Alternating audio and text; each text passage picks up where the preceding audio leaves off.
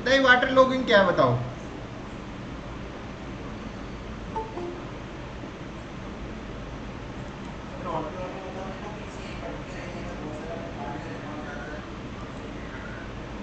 Yes, water logging को हिंदी में कहते हैं जल भराव। तो किसी क्षेत्र में पानी का जमा होना या पानी का वो ड्रेनेज सिस्टम कमजोर होने की वजह से पानी क्या भरा रहता है, पानी उससे ड्रेन आउट नहीं हो पाता, उसको कहते हैं वाटर लॉगिंग।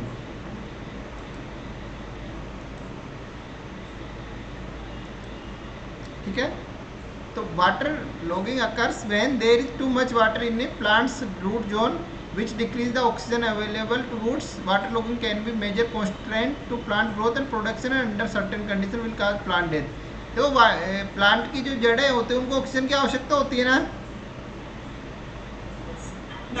हाँ, तो अगर देखो पानी भर जाएगा जड़ों में, मान लो पानी, ये देखो ये पानी भरा हुआ, तो ये बताओ ये पौधे ऑक्सीजन कैसे, जो भी छोटी छोटी घास है जो भी, तो उनको जड़ों को ऑक्सीजन की मात्रा नहीं मिल पाएगी ना। देखो आपने देखो जो गांव ग्रामीण क्षेत्र से जुड़े हुए बच्चों को पता होगा कि फसलें है ना वर्षा की वजह से भी सूखती है और ज़्यादा वर्षा होने से भी सूखती है। पता है ना आप जान, जो मतलब जिनको एग्रीकल्चर से कांटेक्ट नहीं है, उनको जिनको जानकारी नहीं, उनको देखो पानी से भी ज़्यादा पानी इकट्ठा होता है तब भी फसल खराब हो जाती है। क्योंकि देखो ये क्या है, जो जड़ें हैं उनको थोड़ा खुला खुला सा होना चाहिए, मतलब उनको भी ऑक्सीजन ऑक्सीजन चाहिए। अगर उनको ऑक्सीजन नहीं मिलेगी तो वो ख़त्म हो जाएगी पूरी तरह फसल। तो वह ज़्यादा दिन तक पानी का भरा रहना भी पेड़ पौधों के लिए बहुत नुकसानदायक है। ठीक है, ये क्या है, इसकी ग्रोथ को प्रभावित करता है। ग्रोथ के साथ साथ जो प्लांट है ना वो भी खत्म हो जाते हैं। तो मेजर तो प्लांट ग्रोथ है, उनका प्रोडक्शन है, और कुछ कंडीशन में तो विल काज प्लांट मतलब वो सूख भी जाते हैं। ठीक है, क्योंकि ये होता है ना वाटर लॉगिंग, ये क्या है, decrease the oxygen available to roots. जो उनकी जो ऑक्सीजन जो उपलब्ध होती है ना वो उसकी वो कम हो जाती है, उसकी उपलब्धता, और वो खत्म हो जाते हैं। ठीक है, तो water logged soils are soaked, मतलब जो ये मृदा होती है ना जो वाटर लॉग, तो soaked with water accumulated during the rain due to leakage. इसका मेन कारण क्या है, क्या देखो, तो आपके पास ड्रेनेज सिस्टम नहीं होगा ना ड्रेन आउट करने के लिए।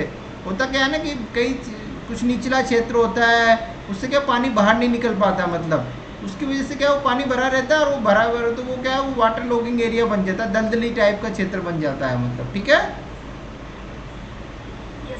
और देखो सबसे अधिक तो ये तटीय क्षेत्र है वहाँ है, वो तो चलो कुछ तो होता है नेचुरल, जिसको हम वो वेटलैंड कहते हैं। वहाँ तो क्या है, उसी टाइप की वनस्पति डेवलप हो जाती है। जैसे आपके कोस्टल एरिया में वाटर ये लॉक्ड एरिया है, तो उसमें क्या है, वो मैंग्रोव डेवलप हो गया ना।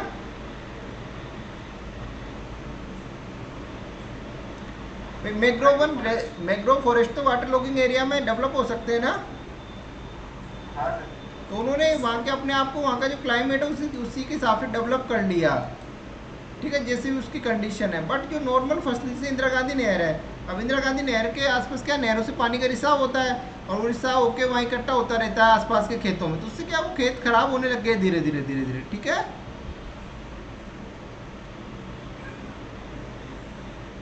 तो भारत में अभी भी 12 million hectare India water locked है, मतलब जल भराव का क्षेत्र है।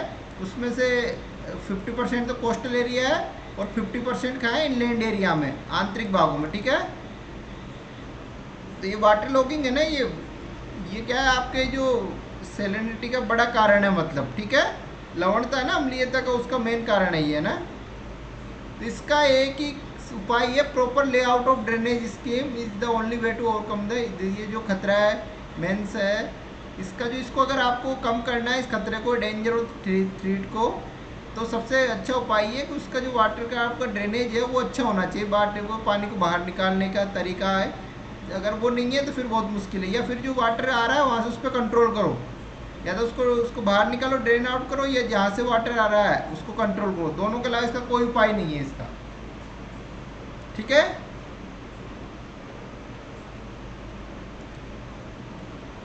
देखो दो में, एक तो सरफेस ड्रेनेज और वर्टिकल ड्रेनेज। सरफेस ड्रेनेज तो ये है कि आप उसका डिस्पोजल करो उसको, मतलब ड्रेनेज सिस्टम। और वर्टिकल ड्रेनेज ये बोरवेल और वेल के द्वारा उसके माध्यम से उसको पानी को बाहर निकालो, मतलब अगर भूमिगत जल स्तर डाउन होगा तो जो भूमि के ऊपर जो जल है वो अपने आप ही नीचे जाएगा ना। ठीक है ना।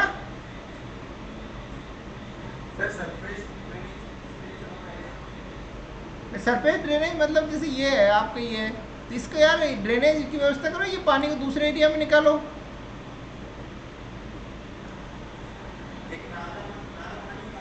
हाँ नाला, ये जो भी मतलब उपाय करो वो नाला ही है, एक ही मात्र उपाय, और क्या है।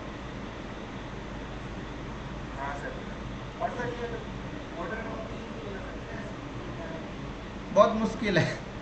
वो वर्टिकल में है कि आप इसी मतलब कुछ इलाके में है वाटर लॉगिंग की समस्या, और उसके पास वाले में नहीं, तो इधर से मान लो ट्यूबवेल के द्वारा इधर से निकालना, पानी निकाल के दूसरे इलाके में पहुंचा सकते हो, और वो बड़ा मुश्किल है, खर्चीला है, वो साइंटिफिक मतलब व्यवहारिक रूप से संभव नहीं, सैद्धांतिक रूप से वो मान सकते हो, बट व्यवहारिक रूप से संभव नहीं है वो चीज़। जो उसके, हाँ बोलिए।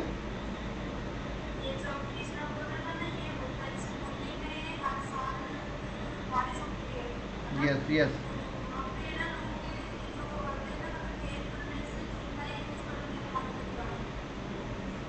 हाँ वो कर, बट वो मतलब ज़्यादा पानी, वो थोड़ा बहुत पानी उसको निकालने के लिए यूज कर सकते हैं, मतलब व्यापक स्तर पर नहीं किया जा सकता, क्योंकि उसके लिए इलेक्ट्रिसिटी भी चाहिए, डीजल भी चाहिए। अगर इतनी कमाई नहीं होगी, उससे ज़्यादा अगर खर्चा एक्सपेंडिचर हो जाएगा तो किसान के लिए क्या बेनिफिट। थोड़ा बहुत है, बारिश का पानी है उसमें यूज कर सकते हो, बट ज़्यादा उसको यूज नहीं कर सकते आप, मतलब वो सस्टेनेबल एक वो नहीं है। आप बताइए।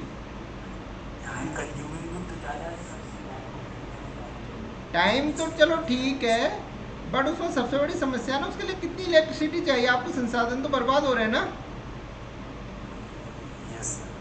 बट चलो टाइम का तो कोई बात नहीं, ठीक है, बट आपके लिए संसाधन मतलब तो वो है मतलब, ठीक है। हाँ वो कुछ कुछ कुछ कुछ जगह मतलब थोड़ा सा रहता है, बट वो ज़्यादातर मतलब कम ही होता है वो, ठीक है।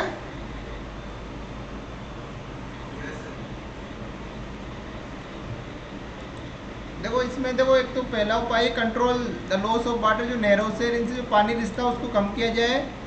Augmenting outflow and preventing inflow, जो आपके पानी है उसका आउटफ्लो, जो पानी उसको बाहर की तरफ निकला जाए, और जो इनफ्लो आ रहा है पानी का उसको कम किया जाए। और disposing of rain water, rain water का मतलब डिस्पोज मतलब अच्छे से वो आपका वो होना चाहिए ड्रेनेज सिस्टम। और ये तो कुल मिला के बात यह है कि एक तो आपका जो पानी आ रहा है उसमें उसको रोका जाए, और जो पानी भरा हुआ उसके लिए पर्याप्त मात्रा उसके लिए उसको बाहर निकालने के लिए ड्रेनेज सिस्टम की व्यवस्था होनी चाहिए, ठीक है। यस।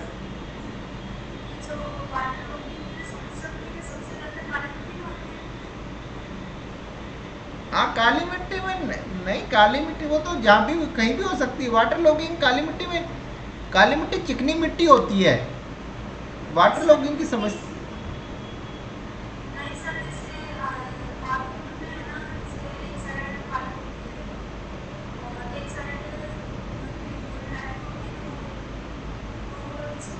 नहीं नहीं, एक मिनट देखो, वो ज़्यादा होती है पानी की अगर, पर भारत में जो समस्या है ना वाटर लॉगिंग, या कोस्टल एरिया में है और इनलैंड एरिया है, तो उसमें जैसे रेगिस्तान, ये इंदिरा गांधी नहर की है, अभी जो इंडिया में समस्या क्रिएट हुई है ना, वो नहर के आसपास वाले इलाकों में ये हुई है, वो नहर वाले कोई से भी इलाके हो सकते हैं, मतलब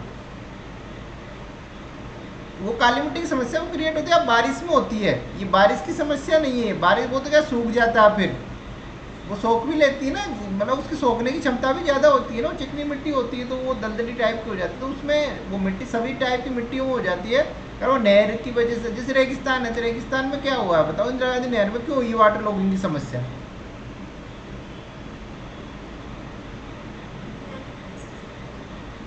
हाँ तो वो वहाँ पर तो काली मिट्टी में भी होते हैं, तो सभी टाइप की मिट्टियों में काली मिट्टी थोड़ा पानी ज़्यादा सोखती है तो वो ज़्यादा चिकनी हो जाती है, मतलब उसमें पानी रिश्ता नहीं है, बड़ी मुश्किल से रिश्ता है, मतलब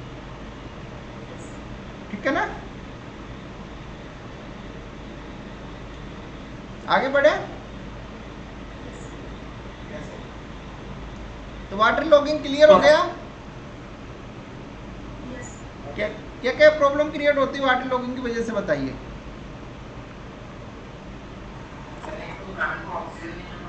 यस यस।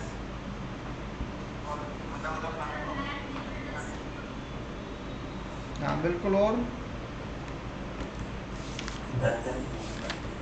यस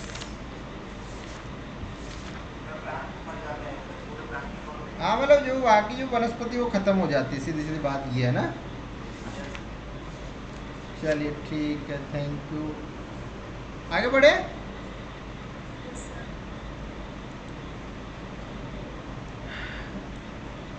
देखो भारत की जो मृदा है, सोयल है, उसकी क्या क्या विशेषता है। In most soils are old and mature, मतलब भारत की जो मृदा है ना वो काफ़ी पुरानी है और मतलब पूरी तरह डेवलप है। मतलब मेच्योर का मतलब ये पूरी तरह डेवलप है, ठीक है। दूसरा है आपका point, soil of the peninsular plate are much older than soils of the great northern plain. जो आपकी साउथ इंडिया का जो दक्षिण भारत का पठार है ना, इसमें जो मृदा वो पुरानी है आपकी हिमालय की, ये उत्तर भारत के मैदान की जो मिट्टी है ना उसकी तुलना में पुरानी है ना, ठीक है। किससे हुआ निर्माण इसका? नॉर्थ इंडिया की मिट्टी का निर्माण कैसे हुआ और साउथ इंडिया की मिट्टी का निर्माण कैसे हुआ, बताओ।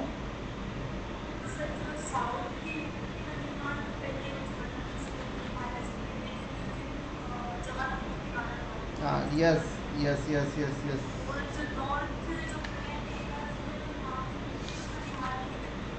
हाँ, हिमालय से जो, बिल्कुल बिल्कुल करेक्ट, हिमालय की नदियों के द्वारा जो विरोजन किया गया ना उससे हुआ है, ठीक है।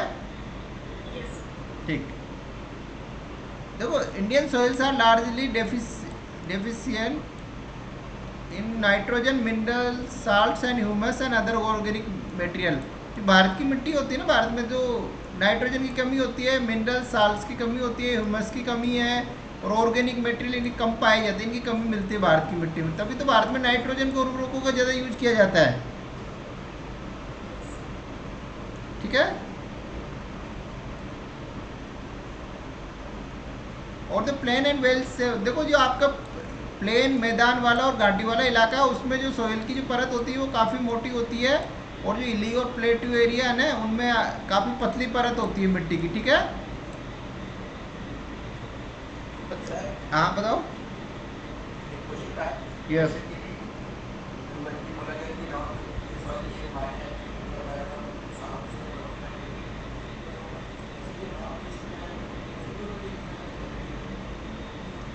नॉर्थ ईस्ट की मिट्टी देखो, नॉर्थ ईस्ट में भी क्योंकि नॉर्थ ईस्ट में जो मिट्टी पाई जाती है वो मेनली कहाँ पाई जाती है, आपकी ब्रह्मपुत्र की नदी की घाटी के आसपास पहाड़ी क्षेत्र। तो वहाँ भी तो पहाड़ों से जो नदियाँ लाई है ना, अपर्दन किया है, इरोजन किया है, उसी से तो मिट्टी बनी है। मतलब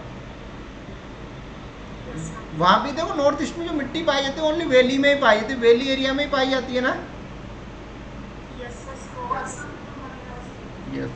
तो वो भी जो नदियों के द्वारा जो अपर्दन किया गया उसी से बनी है वो मिट्टी, ठीक है।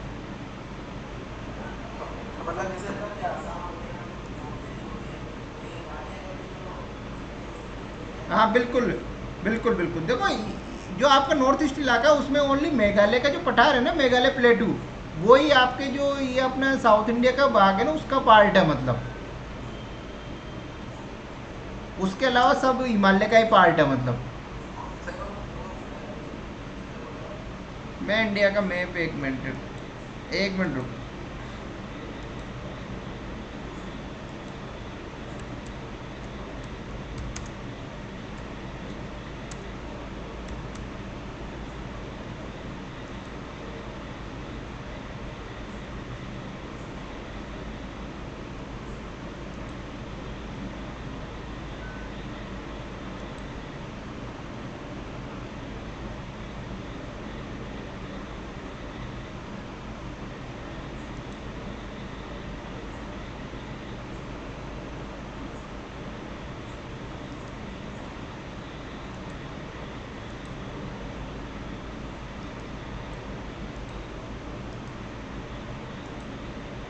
ये इंडिया का मैप दिख रहा है ना आपको? तो देखो भारत के ये इंडिया के फिजिकल डिवीजन कितने, तो ये तो पूरा हो गया हिमालय का ना पूरा, ठीक है। ठीक है, ये हो गया उत्तर भारत का मैदान, ये पूरा, ठीक है। ये हो गया आपका साउथ इंडिया, मतलब प्रायद्वीपीय भारत का पठार, ये प्लेट्यू। ये हो गया कोस्टल एरिया दोनों साइड का, ये मैदान, ये मरुस्थल वगैरह, ये मैदान, ये गुजरात इसका पार्ट, ठीक है। तो ये जो आपका ये क्या है, ये नदी है गंगा के द्वारा जो इरोजन किया गया है, ये इसको दो भागों में बांट दिया। ये जो मेघालय का पठार है ना, ये मेघालय, ये इसी का पार्ट है। ये प्रायद्वीपीय भारत का ये इंडियन पेनिनसुलर प्लेटू का पार्ट है। ये क्या है, गंगा नदी के द्वारा इसको दो भागों में विभाजित कर दिया गया है। ठीक है,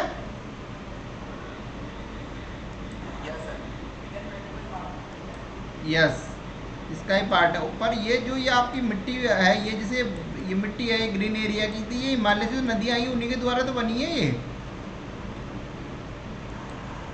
ये वैली वाला पार्ट है ना, वैली है ना, ये घाटी है ना ये। ठीक है,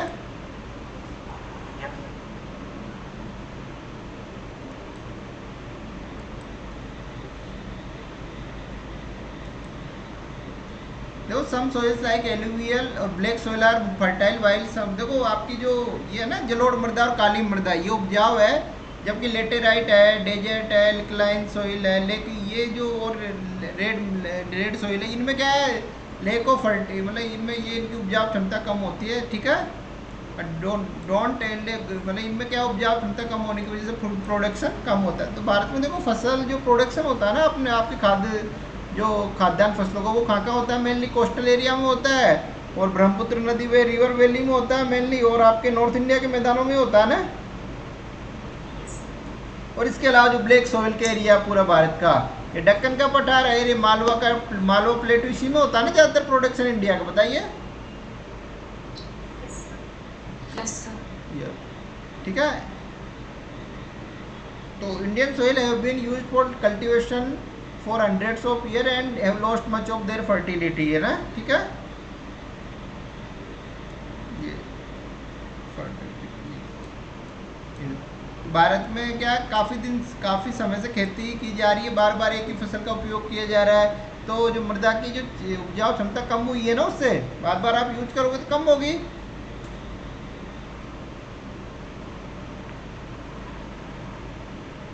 अगर बार बार आप फसलों का उत्पादन करोगे तो प्रोडक्टिव वो के फर्टिलिटी कम होगी, बढ़ेगी, कम होगी, तो ठीक है ना।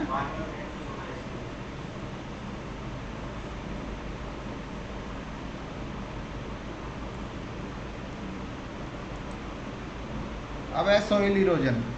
ठीक है, सोइल इरोजन के बारे में क्या बताइए, क्या होता है सोइल इरोजन।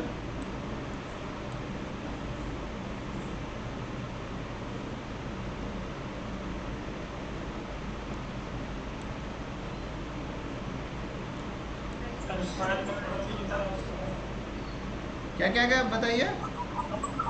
जो टॉप मोस्ट लेयर होती है, जो सबसे प्रोडक्टिव पार्ट होती है सॉइल की ऊपरी सतह, जब वो रिप्लेस हो जाती है तो उसको सॉइल इरोजन बोलते हैं। Yes, thank you. और कोई।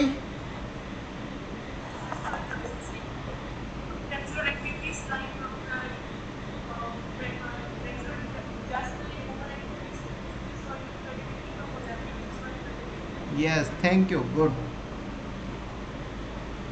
ठीक है, आगे बढ़े। यस, तो soil erosion is the loosening and displacement of top soil particles from the land. जो देखो भूमि है, तो भूमि का जो ऊपरी पार्ट उपजाऊ होता है ना, मृदा कितने मीटर, 1 मीटर तक रहती है, 1 मीटर से नीचे फिर तो पत्थर टाइप का आने लग जाते हैं ना। तो जो मृदा जो सोइल का जो ऊपरी पार्ट है ना, उसकी जो कण है उनका बिखरना या उनके एक जगह से दूसरे स्थान पे जाना है, उनको हटना, वही मृदा, वो जिसका टॉप सोइल होता है, ऊपरी सतह होती है ना मृदा की, जो भूमि की ऊपरी सतह, उसी को मृदा कहा जाता है। नहीं तो फिर नीचे तो पथरीली और अनुपजाऊ टाइप की लैंड टाइप की आ जाती है, उसमें खेती नहीं होती। तो जो ऊपरी उपजाऊ क्षेत्र है भूमि का, उसका बहना है, मिट्टी का बहना ही है ना, वो सोइल इरोजन कहलाता है। मतलब तो ये देखो सोइल इरोजन क्या है, नेचर में भी स्लो प्रोसेस भी हो सकती है ये, और फास्ट प्रोसेस भी हो सकती है। मतलब तो फास्ट प्रोसेस तो देखो आपका वन उन्मूलन है, फ्लड है, टार्नेडो, जो भी मानवीय एक्टिविटियाँ, नेचुरल एक्टिविटियाँ, दोनों की वजह से होती है। मतलब ये तो सबसे पहले देखो नेचुरल एक्टिविटी में कौन कौन से कारक जिम्मेदार है, तो वाटर और एक पवन। ठीक है, दो मुख्य रूप से जिम्मेदार है ना। एक तो आपका कौन सा फैक्टर जिम्मेदार है, एक बताइए। एक तो है वाटर, ठीक है, दूसरा विंड, ठीक है। ये दो मुख्य कारक है मृदा अपरदन के, ठीक है। देखिए डायग्राम देखिए, देखो ये तो ये अपरदन होता है आपके रेन ड्रॉप से। जब वर्षा की बूंदें तीव्र गति से मोटी मोटी बूंदें गिरती है ना भूमि पर, तो उससे क्या मृदा की मतलब क्योंकि अगर देखो ऊपर से आएगी वर्षा की बूंदें, अगर वो तेज गति से गिरेगी तो मिट्टी का कटाव होगा ना उससे। बिल्कुल, तो ये स्टेप फिर वो मिट्टी जाएगी, वो पानी के साथ बहती बहती बाहर चली जाएगी, ठीक है। ये हो गया आपका, एक तो ये हो गया रेन ड्रॉप इरोजन जो वर्षा की बूंदों की। अगला है सीट इरोजन। सीट का मतलब होता है परतीय अपरदन, मतलब पूरी परत एक साथ बहती है ना, जैसे ये देखो कितनी सारी वो परती पूरी परत ही हट रही है ना मिट्टी की। ये देखो ये ऊपर यहाँ से नीचे से ये पूरी परत के रूप में जो अपरदन होता है उसको क्या कहते हैं, सीट इरोजन, ठीक है। धीरे धीरे पूरी मिट्टी बह रही है, ठीक है। अब ये रील इरोज, ये पूरा एक ये पूरा गहरा वो नाला टाइप का बन जाए, इसको कहते हैं रील इरोजन, ठीक है। अब ये आपका ये कौन सा इरोजन है,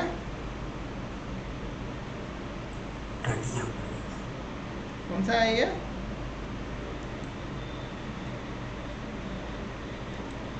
ये स्ट्रीम बैंक, मतलब इस नदी की धारा के द्वारा, नदी है ना उसकी स्ट्रीम होती है ना, उसके द्वारा अपरदन, ये अपरदन हो रहा है ना।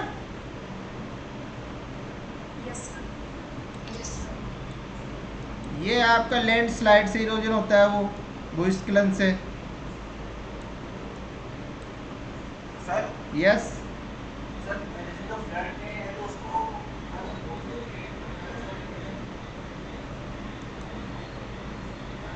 क्या वापस बोलिएगा। यस,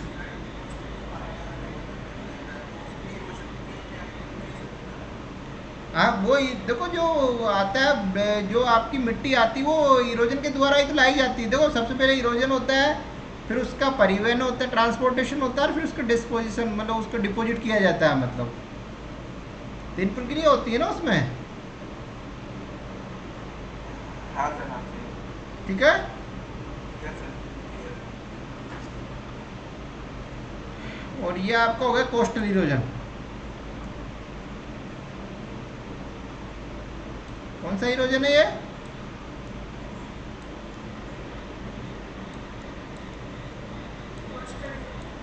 तटीय अपरदन, ठीक है।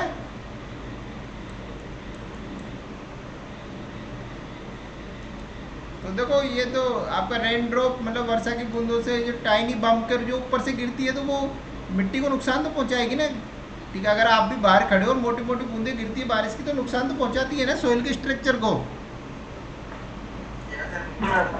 तो ये ठीक है। ये इतने अप्रोक्सीमेटली 5 मिलीमीटर की diameter falling through the air hit the soil at velocity of 32 kilometre प्रति आवर की, उससे वो उस पर अटैक मतलब उस पर प्रभाव वो हिट करती है, ठीक है। तो इसको कैसे रोका जा सकता है, जो वर्षा से होने वाला presence of vegetation on land prevents rain drops from falling directly on the soil, thus erosion of the soil in area covered by the vegetation. देखो जहाँ वेजिटेशन होती है वहाँ सोइल इरोजन कम होता है ना, और जो बिल्कुल न वो बिल्कुल खुला हुआ एरिया होता है वहाँ ज़्यादा होता है ना। Yes sir. तो क्यों होता है, क्योंकि पहले जो आपका रेन आएगी, रेन की जो बूंदे पत्तियों पे गिरेगी, पत्तियों से उसकी जो स्पीड है वो कम हो जाएगी ना, तो वो ठीक है। इसका एक ही उपाय पेड़ पौधे लगाना, ठीक है। अब ये sheet erosion, detachment and transportation of soil particle by flowing rain water is called sheet और वास ऑफ इरोजन। ये काफ़ी स्लो प्रोसेसर, काफ़ी समय तक आप इनको मतलब एक काफ़ी मिट्टी का अपरदन हो जाएगा, आपको पता भी नहीं लगेगा मिट्टी का अपरदन हो रहा है। मतलब सीट में क्या पूरी परत की परत ही एक एरिया में एक साथ अपरदन होता है उसका, ठीक है।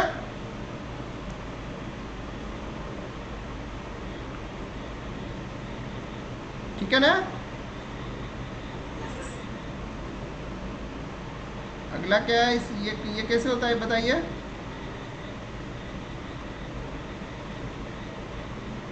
सर इसमें जो पानी यस, यस यस, रील गली इरोजन भी इसको रील, मतलब इसमें क्या है कि वो नाला टाइप का बनता जाता है इस टाइप से, इस टाइप का इरोजन होता है ना, ये सीट इरोजन, फिर सीट इरोजन के बाद धीरे धीरे ये बड़ा होता जाता है तो वो उसका कन्वर्ट हो जाता है रील इरोजन, ठीक है। जैसे ही गहरा हो जाता है। यस, और ये बढ़ता जाता है, और फिर ये क्या बड़ी बड़ी गलीज दे आर, मतलब रील इंक्रीज है, उनको गलीज कहा जाता है, मतलब ठीक है। और रेवन, तो ये जो आप भीड़ क्षेत्र का निर्माण है ना इसी टाइप के इरोजन से हुआ है। भीड़ क्षेत्र है ना आपका, रेविंस भीड़, आपके चंबल एरिया में, उसका निर्माण रील इरोजन से ही हुआ ना, ठीक है। आगे बढ़ते हैं, आपका लैंड स्लाइड हो गया, आपका भूस्खलन, ठीक है, ये तो क्लियर है, ये आपको इसमें कुछ नहीं है। ये लॉस ऑफ एक ग्रेविटी है, या फिर वो वनस्पति के लॉस की वजह से जो पहाड़ी क्षेत्रों में जो मिट्टी है ना वो नीचे की तरफ खिसकती है ढलान से, स्लोप से, तो उसको कहा जाता है लैंड स्लाइड, भूस्खलन। कोस्टल इरोजन तो पता ही है आपको, समुद्र की जो वेव्स होती है उनके द्वारा जो इरोजन होता है तटीय क्षेत्रों में।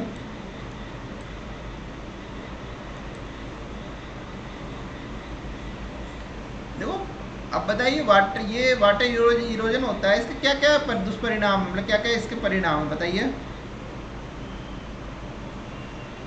सर सबसे पहले तो एग्रीकल्चर प्रोडक्टिविटी है वो इजीली बढ़ पाएगी। यस यस, कोई प्रॉब्लम हमारी लाइक सॉइल की जो अपनी बनी है जो है नीचे ये रहेगी। बिल्कुल तो सर स्मार्ट प्रोडक्टिविटी एग्रीकल्चर की एग्रीकल्चर की बात करें बिल्कुल।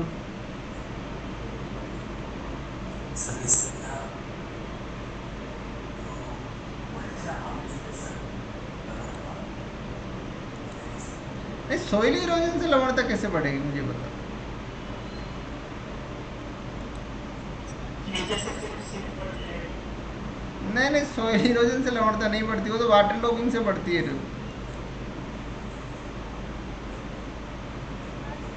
बताओ। इकोनॉमिक इफेक्ट देखें तो सर वही सर प्रोडक्शन कम होगा और एनवायरमेंट में बायोडाइवर्सिटी कम होगा, अच्छे से बेसिक प्रोडक्शन कम होगा तो इकोनॉमिक स्केल उसका इफेक्ट पड़ेगा।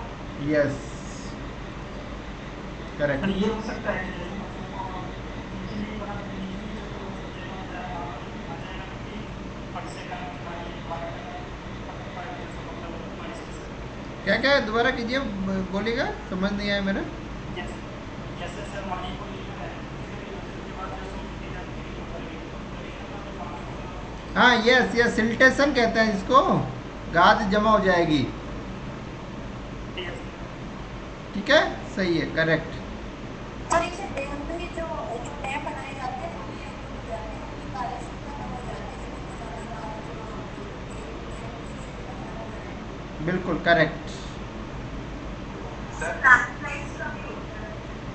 हाँ वो भी है, लैंडस्लाइड्स, नहीं लैंडस्लाइड्स, हाँ, एक मिनट एक मिनट। मृदा अपरदन, मतलब मृदा अपरदन की वजह से, मतलब लैंडस्लाइड मृदा अपरदन का कारण है, और मृदा अपरदन की वजह से दोनों एक दूसरे रिलेट है, मतलब थोड़ा सा, मतलब अगर मृदा अपरदन होगी तो भूमि का कटाव होगा धीरे धीरे बढ़े, तो वो एक कारण बन सकता है, अगर पेड़ पौधों को काटा उसकी वजह से सोइल इरोजन हुआ तो, ठीक है, ये भी ठीक है। सर यस, मेरा भी ये तो एक चीज़ है कि ये कोई पौधा कुछ होती है मिट्टी कुछ चीज़ें खत्म हो गई है। नहीं, जैसे मृदा अपरदन हुआ, मिट्टी बह के गई तो उससे गाद का निर्माण हुआ, सिल्ट का निर्माण हुआ, तो वो नदी में जमी, तो नदी में जमेगी तो नदी के लिए, पानी के बहाव के लिए जगह कम पड़ेगी, और डैम में जाएगी तो डैम में अगर जगह कम पड़ेगी तो फिर वो पानी, मतलब वो उनकी क्षमता कम होगी ना, और क्षमता कम होगी नदी की तो फिर वो बाढ़ के रूप में कन्वर्ट हो जाएगा वो पानी बाहर जाके। नहीं आया समझ में? सर एक बार कुछ और तरीके से देखो मिट्टी बह के गई तो मिट्टी कहाँ जाएगी, बह के नदी में ही जाएगी ना। हाँ सर अगर नदी में जाएगी तो नदी में तो फिक्स जगह है, तो वो जगह अपनी कवर करेगी तो पानी की जो मात्रा है वो ऊपर, मतलब बाहर की तरफ जाएगा ना पानी। यस अब बाहर की तरफ जाएगा तो बाढ़ आएगी फिर।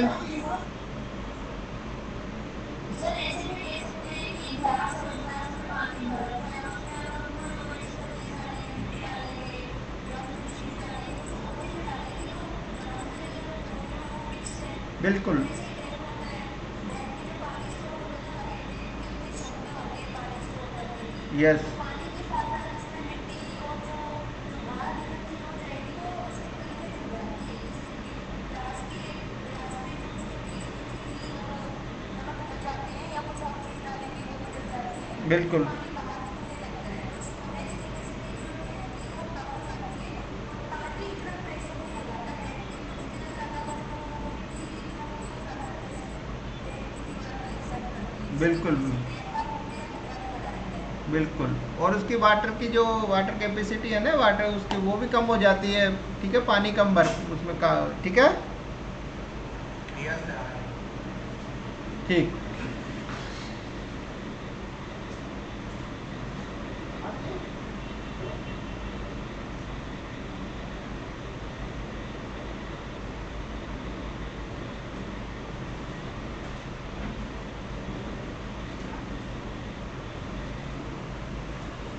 हेलो, हाँ, वो तो पता नहीं कोई आ गया था, गेट खट करा है, उसको पता ही नहीं जाना कहाँ है, ठीक है ना। ये ठीक है, देखो इसका सबसे पहला तो ये है कि आपके जो remove the most fertile part of soil, जो आपके जो मृदा का जो सबसे उपजाऊ भाग होता है ना उसको बाहर ले जाता है, तो ठीक है, आपकी जो मृदा की उपजाऊ क्षमता है ना तो लेस फर्टाइल हो जाएगी, ठीक है, सबसे पहला तो ये है ना। ठीक, अगला the fine particle of top soil which contain the bulk of nutrients and organic matter needed by the plant are lost, तो वही है जो उपजाऊ पदार्थ जो आपके न्यूट्रिएंट्स है वो चले जाएंगे। इसके अलावा इरोजन में रिजल्ट इन, आपके पता है पेड़ पौधों के जो नेचर, आपके जो खेत होते हैं उनकी बात अलग है, बट जो नेचुरल एरिया है जैसे जंगल है वहाँ अगर मृदा का अपरदन होता है तो उसके साथ कई सारे सीड वगैरह भी तो बहते हैं ना, यस सर। वही बीज वगैरह मतलब, और उसके बाद ये सीडलिंग्स है, मतलब ये अंकुरण होता रहता है नए बीजों का, वो सब दोनों बह जाएंगे तो नुकसान होगा ना। देखो बारिश, हाँ गैलरी में मेरे एक क्वेश्चन आया था, यस यस यस यस, तो उसमें उसके बारे में जो किया था, मैंने थोड़ा सा रिसर्च किया था, तो उसमें पता चला था कि गिलहरियाँ आमतौर पर अपने खाने को छुपाने के लिए धरती में जो उसकी ढेर होती है उसमें जो सीड्स होती है, बिल्कुल जो बिल्कुल बीज होते हैं उनको छुपा देती है। तो एक ऐसा आर्टिकल बायोक्लॉक में पब्लिश हुआ था कि अनजाने में गिलहरियों की वजह से लाखों फिश दुश्मन आती है। बिल्कुल तो वो, जैसे बाढ़ आती है सॉरी इरोजन होता है तो उसके बाद जो सीड भी बह के चले जाते हैं और वहाँ के जो खाने की जो क्षमता है उनको डेवलप के लिए वो देखने को मिल जाती है, ये टाइम पीरियड में। बिल्कुल बिल्कुल, तो ठीक है, तो ये क्या है, काफ़ी पेड़ पौधों को और वनस्पति को भी नुकसान पहुंचाता है मतलब, ठीक है।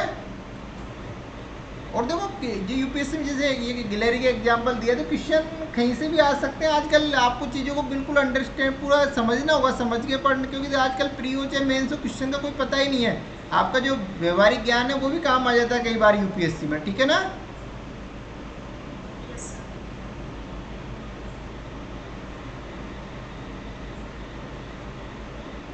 अगर देखो आपकी जो मिट्टी में से पेड़ है, बीज है वगैरह, जो नए पौधों का अंकुर घास से छोटी छोटी उग रही है, अगर वो कम होगी तो आपकी जो मृदा की जो स्टोर करने की, वाटर स्टोर करने की क्षमता भी कम हो जाएगी ना। Yes sir. ठीक है, अगला है देखो सीट है, रील है, गली है, स्ट्रीम बैंक इरोजन, ये क्या है, जिस नदियों में वो आप पॉइंट बता रहे थे ना, वो अभी आप सिल्टेशन ऑफ रिवर स्ट्रीम्स, तो गाद का जमा होना मतलब नदियों में, ठीक है, तो वो भी उनके लिए एक प्रॉब्लम क्रिएट करता है, ठीक है। और ये जो अगर सिल्ट की जमा मान लो खेतों में कहीं से मान लो प्रदेश से रेत जमा होती है ना, रेत ज़्यादा, तो वो भी आपकी क्रॉप के लिए या आपकी ये घास के मैदान है उनके लिए एक चुनौती पैदा करती है। इसके अलावा ये सेंडिमेंटेशन मतलब अवसाद का जमा होता है, आपकी वाटर बॉडी लाइक स्ट्रीम है, डैम्स है, रिजर्व, तो उनमें वो जमा होता है, तो वो उनकी क्षमता भी कम होती है और बांध को भी नुकसान होने का खतरा होता रहता है, ठीक है। Yes sir. तो आपका ये सेंडिमेंटेशन मतलब अवसाद का जमाव आपका वाटर क्वालिटी को भी नुकसान पहुंचाता है। इसके अलावा जो आपके जो एक्यूटिक हैबिटेट्स हैं और ऑर्गेनिज्म उनको भी नुकसान पहुंचाता है, ठीक है, तो जलीय जीव है उनको।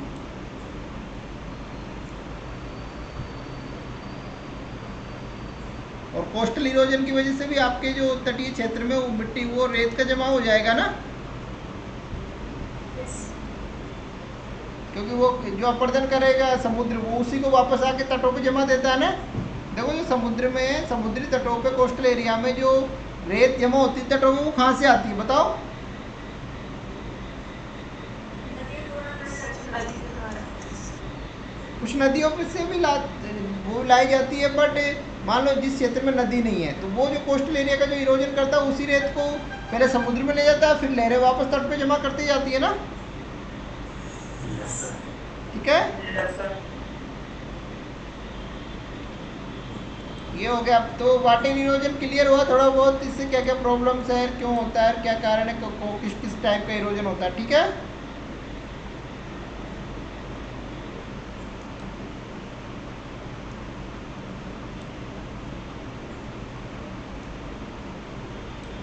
दूसरा कौन सा है? विंड, पवन। अब पवन के द्वारा जो अपरदन, तो बताइए भारत में पवन के द्वारा अपरदन कौन कौन से इलाकों में होता है? Rajasthan,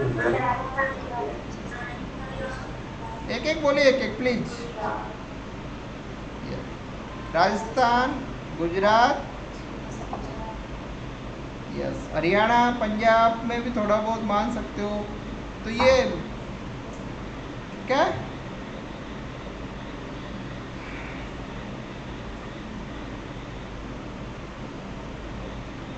the soil erosion by wind is more common in areas where the natural vegetation has been destroyed। जहाँ प्राकृतिक वनस्पति यहाँ बिल्कुल खत्म हो चुकी है ना, वहाँ सबसे अधिक होता है, मतलब। ठीक है, ये होता है मान लो मेनली जो शुष्क एरिया होते हैं ना, उन्हीं में है मेनली, जो जहाँ ओशियन है, लेक है, जो उनका आसपास तटीय क्षेत्र है जहाँ बिल्कुल वो नहीं है पेड़ पौधे, उन इलाकों में होता है, मतलब मेनली। ठीक है,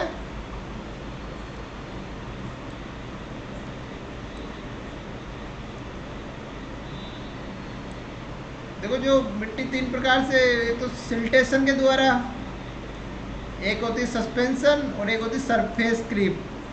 एक तो होती है सिल्टेशन का मतलब ये होता है ना कि मिट्टी को पवन के द्वारा थोड़े दूर ले जाया गया, फिर वो रुक जाए, फिर थोड़े थोड़े मतलब एक टुकड़ों में एक वो होता है ना उसका परिवहन, उसको तो कहा है सिल्टेशन। मतलब पहले एक स्थान पे थी मिट्टी, वहाँ से उठाए, वहाँ से पवन के द्वारा भाई वो थोड़ी दूसरी स्थान पर जमा कर दी गई, फिर दूसरे तीसरे, ऐसे।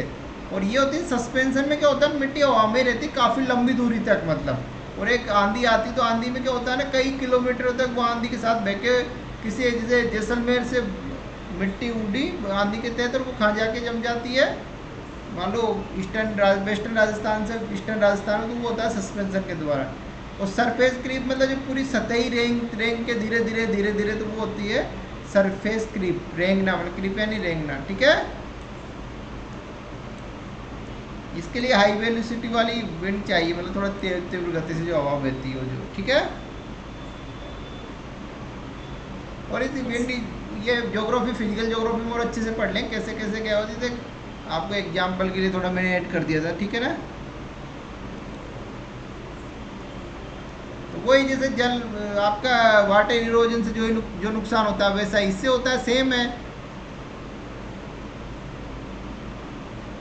ठीक है, देखो जो मृदा की जो क्या नाम के पे उपजाऊ क्षमता है वो कम होती है,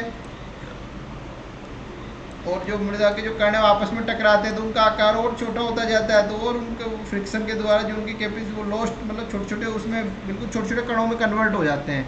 इसके अलावा विंड इरोजन क्या, रोड को नुकसान पहुंचाता है, आपके एग्रीकल्चर खेतों में जमा होता है उसको नुकसान पहुंचाता है, शहरों के लिए प्रॉब्लम क्रिएट करता है, और लोगों को स्वास्थ्य संबंधी प्रॉब्लम भी होती है ना इससे।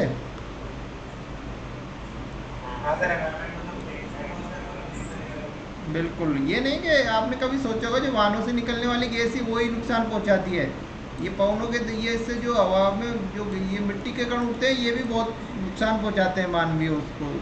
ठीक है, स्वास्थ्य को ना। ठीक है, और सर मिट्टी के जो कण होते हैं छोटे छोटे, इनमें कुछ कॉलम्स भी होते हैं, मतलब जैसे पौधे होते हैं उनके छोटे छोटे यस, स्तर होते हैं, जो अभी ऐसे करके और धीरे धीरे लोगों की आंखों में मतलब एक दर्शकता जैसे निकलती है। बिल्कुल तो बिल्कुल ये बिल्कुल अगर मिट्टी ऐसी हो जाए और मिट्टी के साथ हमारी उनकी अलग से भी हो सकती है, तो बहुत ज़्यादा खर्च होते हैं। बिल्कुल बिल्कुल बिल्कुल ठीक है। देखो मानवीय कारक कौन कौन से हैं जो मृदा अपरदन, देखो एक तो आपके नेचुरल में तो आपके पवन हो गई और आपका जल हो गया, वाटर और विंड। अब मानवीय कारकों में देखो डिफोरेस्टेशन होता है, ये कल पढ़ाई था, वनोन्मूलन, इसमें कोई डाउट नहीं है ना किसी को?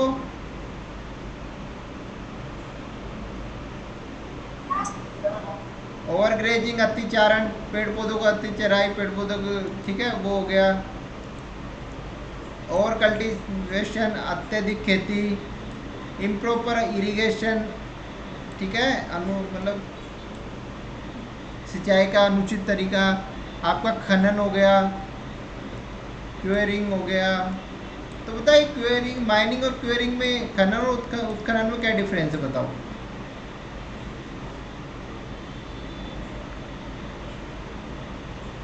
सर ये खाना में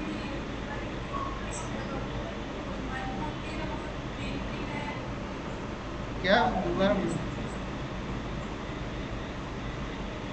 बताइए, दोबारा बोलिए। सर इसमें ये जो उत्खनन होता है ना सर, यस ये yes yes yes yes mining होती है, इन्वेस्टमेंट होती है, जैसे मिनरल्स, होता है जैसे पत्थर वगैरह की माइनिंग होती है, इसको यस करेक्ट। देखो जो पृथ्वी की सतह से जो मतलब जो भी पत्थर रेत वगैरह निकाली जाती है उसको तो कहते हैं, क्या कहते हैं? क्वेरिंग, उत्खनन। और जो अंदर पृथ्वी के धरातल के अंदर से वो निकाली जाती है, क्या नाम है, कोई खनिज है, कोई भी पृथ्वी पर तो अंदर से, तो उसको कहते हैं माइनिंग, ठीक है। तो माइनिंग और क्वेरिंग एक उत्खनन, समझ आ गया? ठीक है। अगला कंस्ट्रक्शन एक्टिविटी भी नुकसान पहुंचाती है ना। अगला पॉइंट अर्बनाइजेशन, नगरीकरण और औद्योगिकरण, ठीक है। इनमें कोई डाउट तो नहीं है, इन पॉइंटों में कोई कंफ्यूजन होगा, इनसे कैसे मृदा अपरदन होता है, क्या होता है, ठीक है। इन पॉइंटों में 5 भी याद हो जाएंगे। बताओ एक क्वेश्चन दिया था मैंने शायद सोइल इरोजन के रिगार्डिंग, कितने पॉइंट लिख पाए थे आप इसमें से बताइए?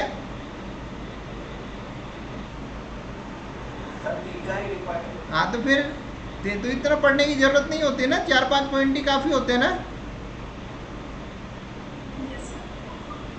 ये मेरी बात आप गांठ बांध लीजिएगा ना, यूपीएससी में आंसर लिखने के लिए कुछ भी टाइम, मतलब कितना कंटेंट इकट्ठा करने की जरूरत नहीं, कम पढ़ना है, बार बार पढ़ना है, ये हमेशा ध्यान रखिएगा। ज़्यादा पढ़ोगे बिल्कुल सिलेक्शन नहीं होगा। ये मतलब ये चीज़ें एहसास जब होती है लोगों को, जब एग्ज़ाम दे लेते हैं फिर भूल जाते हैं, बस एग्ज़ाम देते उसी दिन याद रहती है ये चीज़ें। बट मैं आपको डेली बोल रहा हूँ भाई, देखो अगर आपने कम पढ़ा और अच्छा लिखा है, बार बार पढ़ो चीज़ों को, यही शॉर्टकट है और यही सिलेक्शन का रास्ता है। इसके अलावा कोई यूपीएससी में सिलेक्शन का रास्ता नहीं है। क्योंकि होता क्या ना यार, आप क्लाइमेट के चेंज के रिगार्डिंग कितनी भी आर्टिकल पढ़ लो, प्री में 1-2 क्वेश्चन आएंगे और मेंस में आएंगे 1-2 क्वेश्चन, तो उससे क्या, आईआर है, इंटरनेशनल रिलेशन है। अब आप इंटरनेशनल रिलेशन में कितना ही पढ़ लो क्या फ़ायदा होगा? आपको करने तो 4 ही क्वेश्चन है ना, बताइए।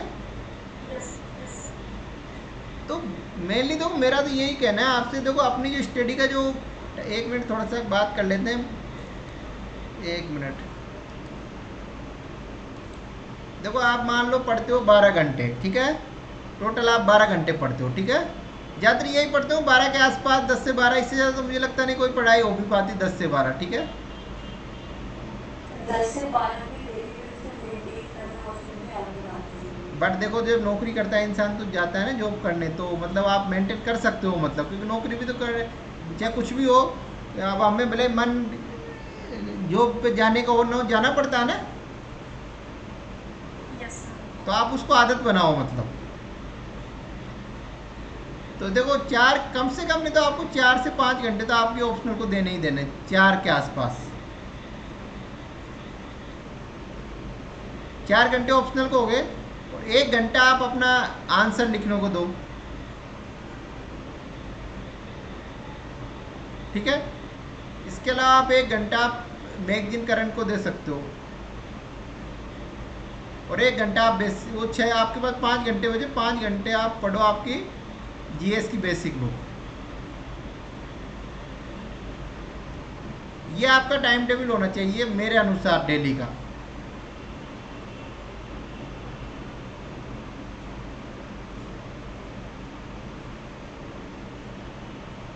जो मुझे जो लगता है, मतलब मैं मेरे हिसाब से ये चीज़ें आपको ऑप्शनल डेली पढ़नी है।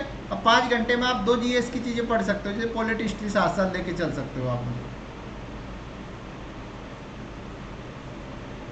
ये स्टेप, और शुरुआत में दिक्कत आएगी पर बाद में नॉर्मल हो जाएगी। बस इस टाइप से आप स्टडी का प्लान रखो, सब कुछ ठीक है। आपके लिखने की प्रैक्टिस भी हो रही है, फिर उसके बाद ये अपना सिलेबस कंप्लीट हो जाए, फिर अपन 25-25 क्वेश्चन प्री के भी मैं दिया करूँगा, तो उनको भी आप थोड़ा प्रैक्टिस करना, उनकी भी प्री और मेन दोनों की प्रैक्टिस चलेगी आप लोगों की फिर।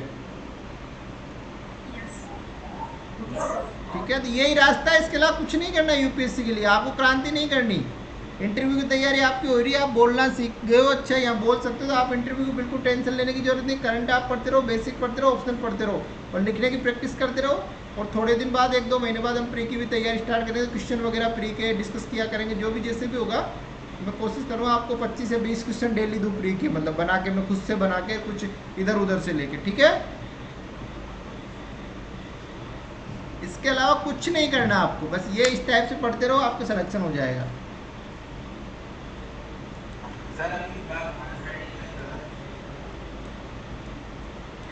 देखो कृष्णा, आंसर राइटिंग सबसे टफ वर्क है इस यूपीएससी की तैयारी का। आंसर राइटिंग अगर 1 लाख बच्चे तैयारी करते हैं ना, उसमें से आंसर राइटिंग ओनली 1% बच्चे आंसर राइटिंग कर पाते हैं रेगुलर। बहुत टफ टास्क है ये, हर किसी की बस की बात नहीं है, मैं आपको बता दूं।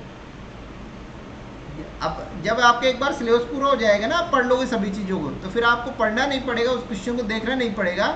आप उस क्वेश्चन को, मतलब 5 क्वेश्चन है, 5 क्वेश्चन के हिसाब से आप 50 मिनट का टाइम लगा के उसको करिए, मतलब बिना देखे, मतलब एक बार स्टडी कर लोगे तब। क्योंकि देखो यूपीएससी की तैयारी कभी कंप्लीट नहीं होगी, आप 10 साल भी पढ़ लोगे तब भी कंप्लीट नहीं होगी, मैं आपको बता दूं। जितना आता है उतना ही लिखना पड़ेगा। आप सोच लो मैं एक चीज़ लिख दूं, वो पॉसिबल नहीं है, वो एग्जाम में पॉसिबल नहीं होगा। तो आपको उसी टाइम में 40 से 50 मिनट में आंसर लिखने पड़ेंगे। क्योंकि अगर आप 5 क्वेश्चन का यह नहीं लिख पाओगे तो एग्जाम में किससे लिख पाओगे, मुझे बताओ भाई।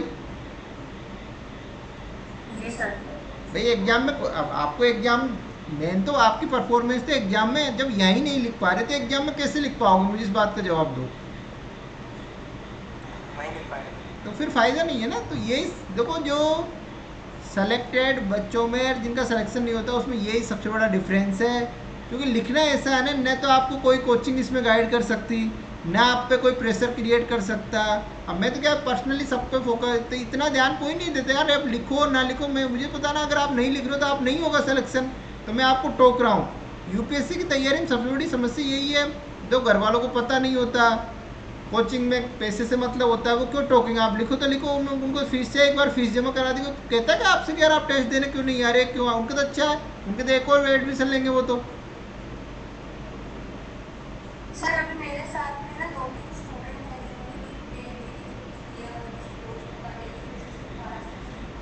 यस,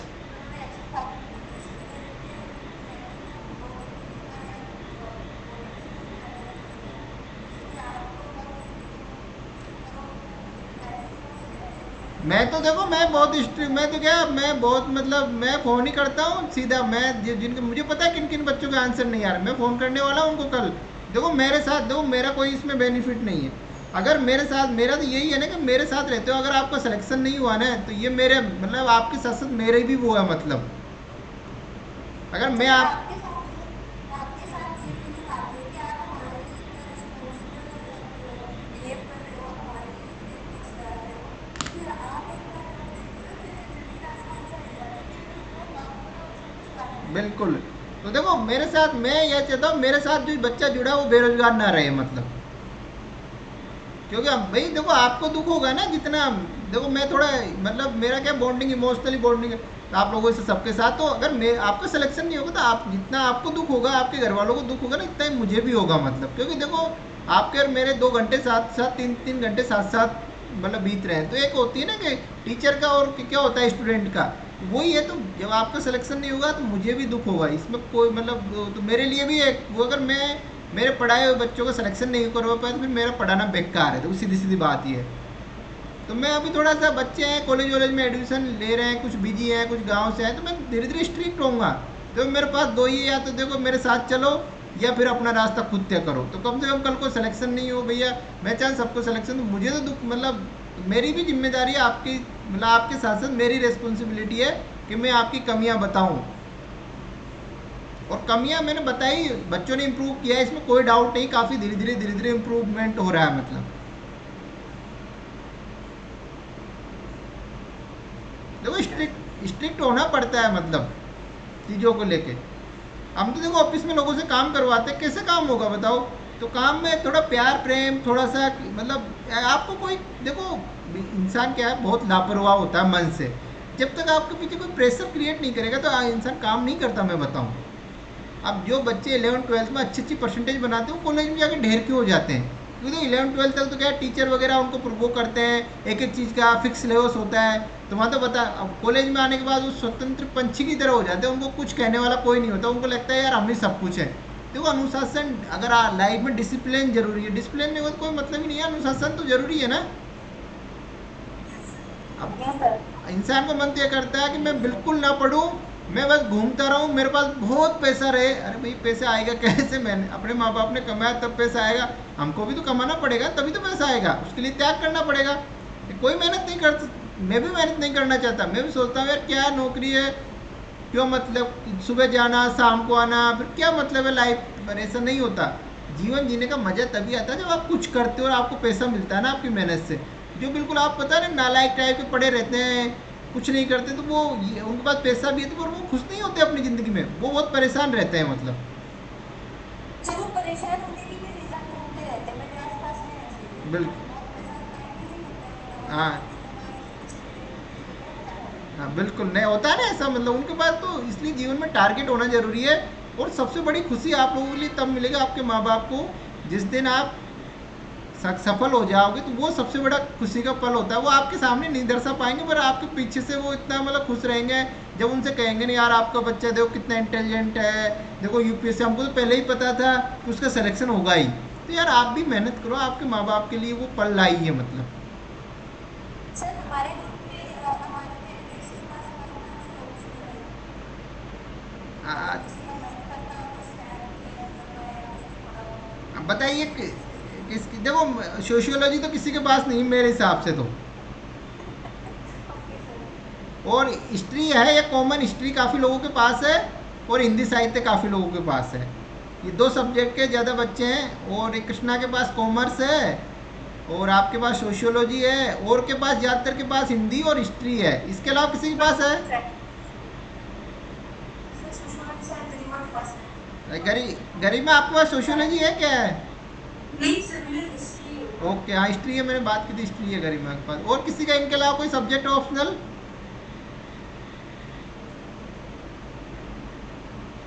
ठीक है, देखो ऑप्शनल कोई सा भी हो, मैं बताऊं, मैंने तो 5 अटेम्प्ट ज्योग्राफी से देखे, हिस्ट्री से एग्जाम पास कर ली।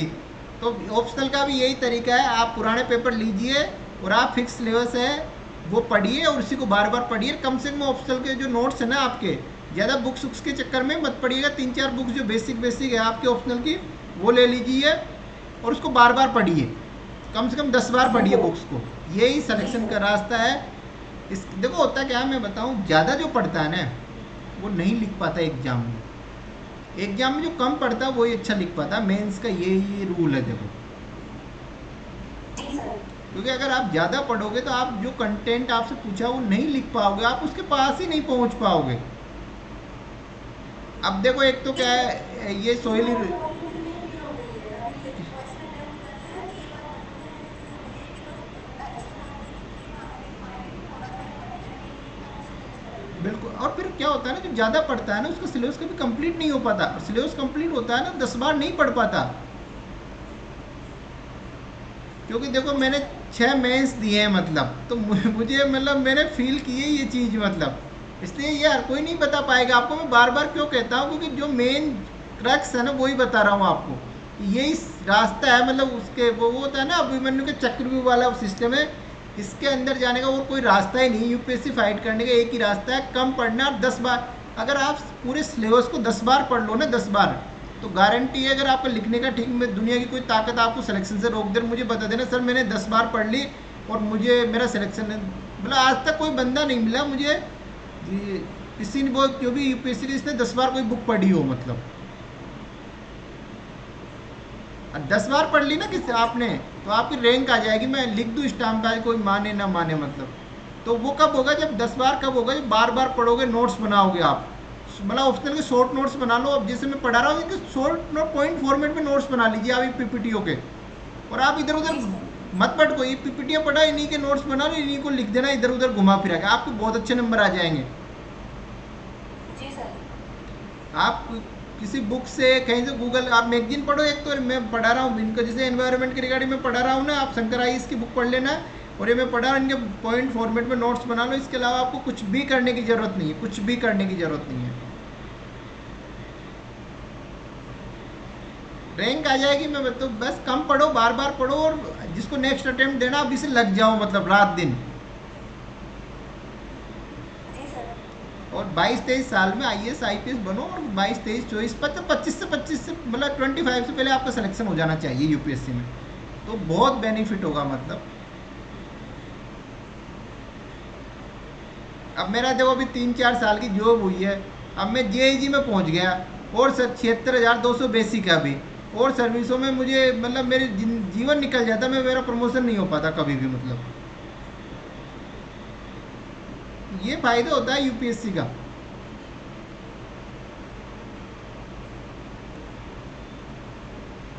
पढ़िए आप लोग, मेहनत कर, मजा आता है वर्क करते हैं ना, जब किसी का काम करते हो, लोग फोन करके आपको वो देते हैं धन्यवाद, तो इतना अच्छा लगता है ना, एक अच्छी फीलिंग आती है, मतलब कुछ तो कर रहे हो आप लाइफ में।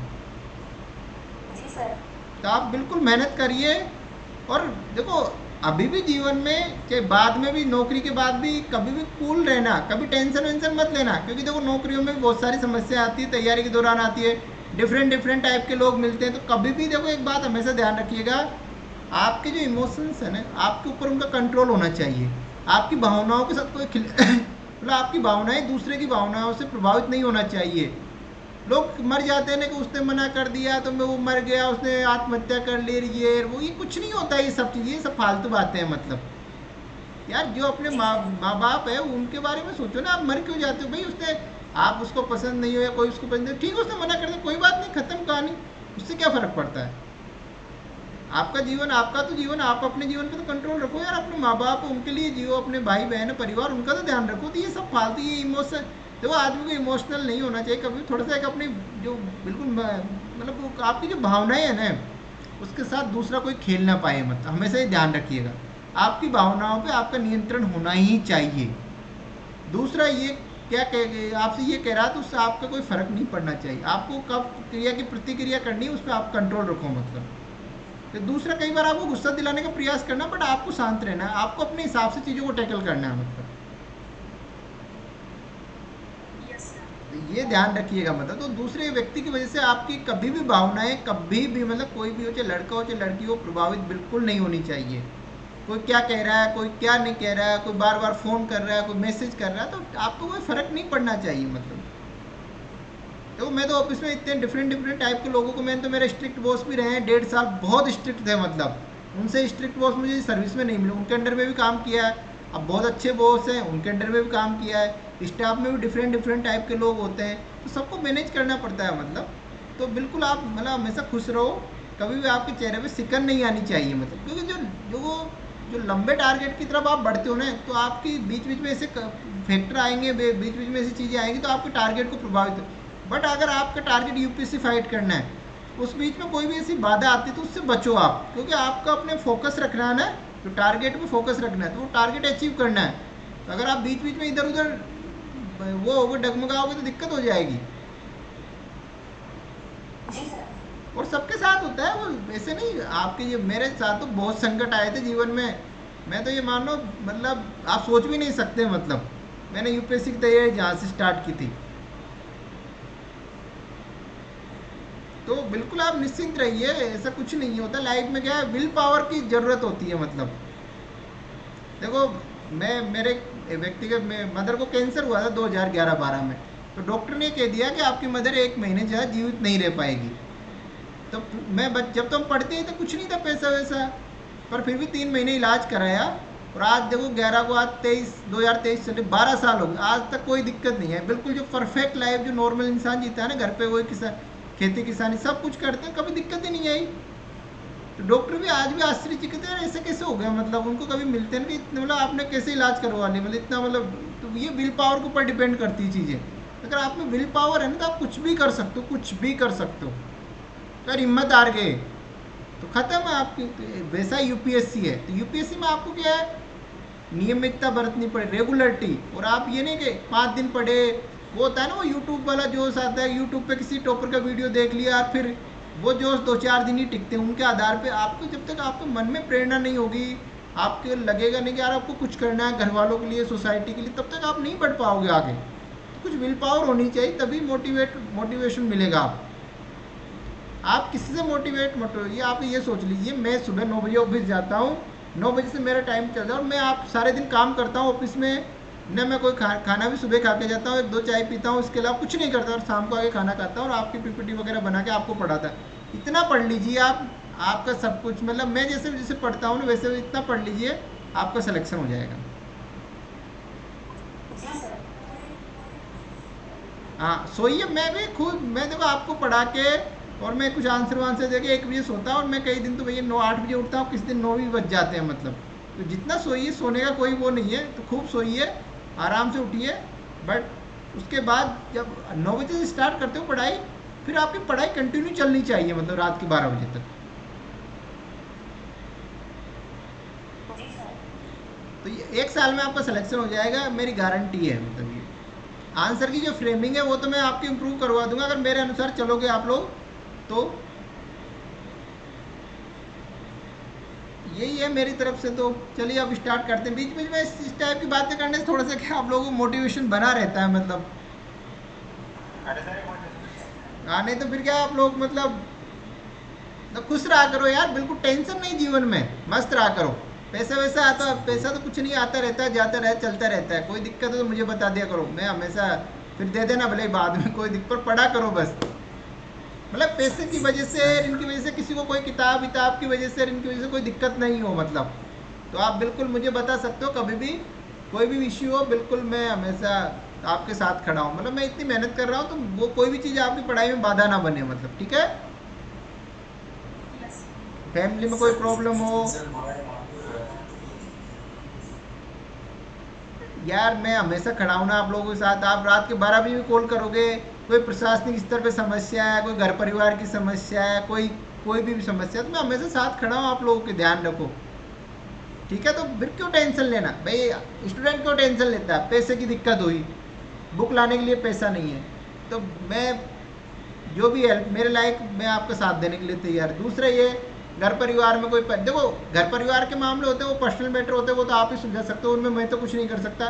पर कोई बाहर का मामला है, मान लो कोई बाहर से कोई लड़की है, मान लो कोई उसको कोई लड़का परेशान कर रहा है, कोई भी दिक्कत आ रही है, मतलब हो जाता है, शहरों में रहते हैं, बहुत सारी चीज़ें उसके रिगार्डिंग किसी को प्रशासनिक लेवल पे हेल्प चाहिए, कोई भी बात हो, मतलब कोई भी दिक्कत, छोटे मोटे इश्यू है, तो वो मैं बिल्कुल उसके लिए आपके साथ खड़ा हूँ मैं।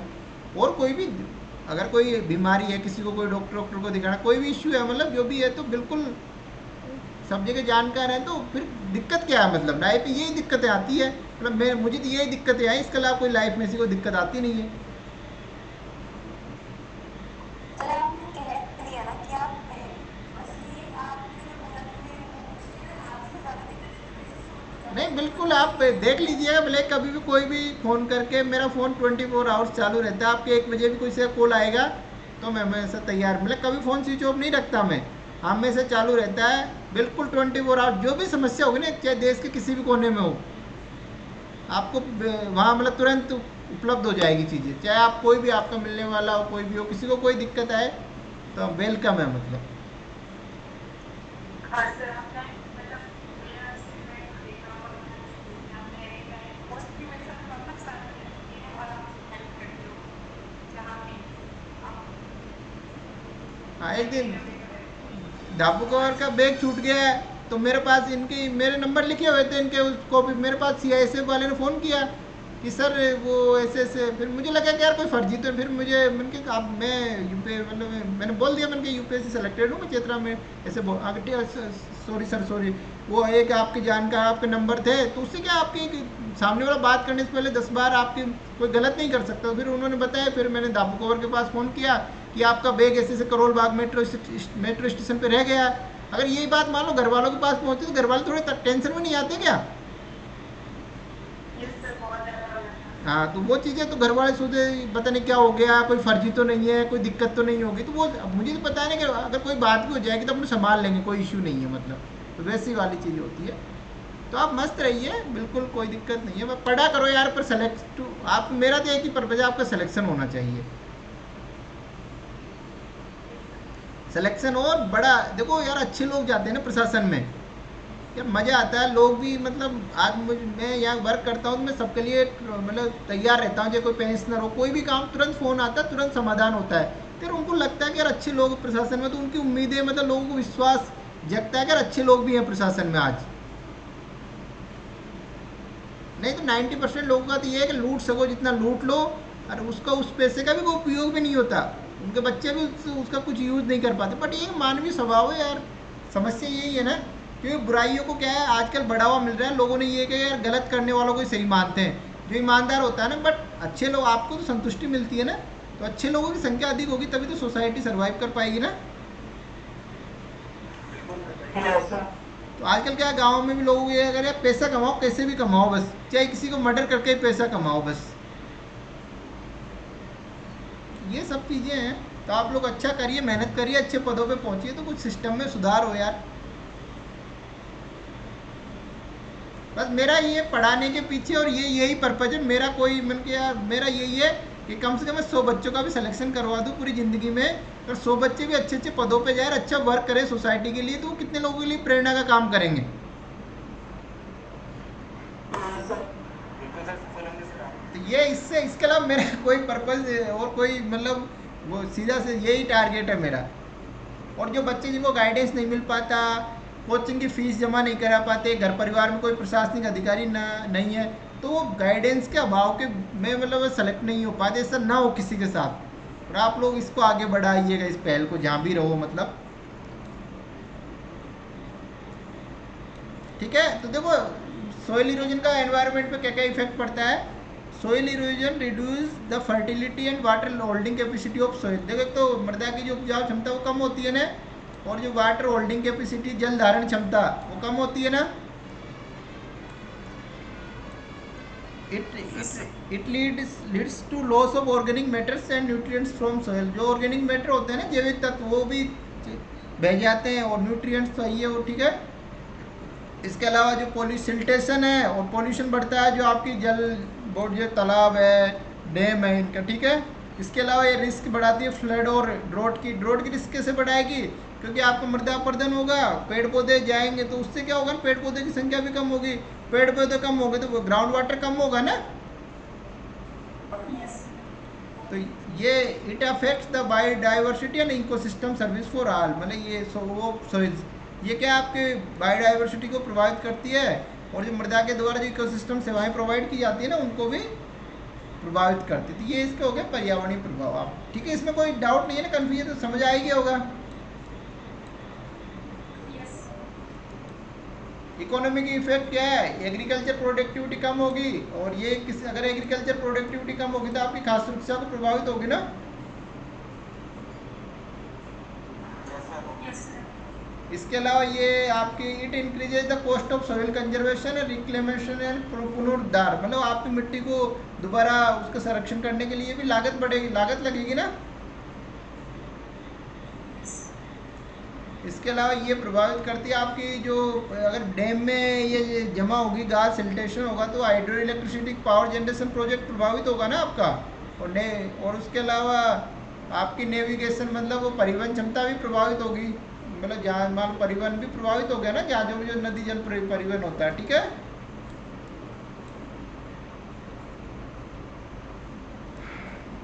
इसके अलावा ये जो आपकी प्रॉपर्टी है, मान लो कोस्टल एरिया, चाहे नदी के किनारे हो, चाहे समुद्री तटों पे हो, उसका इंफ्रास्ट्रक्चर और प्रॉपर्टी का भी नुकसान होगा ना।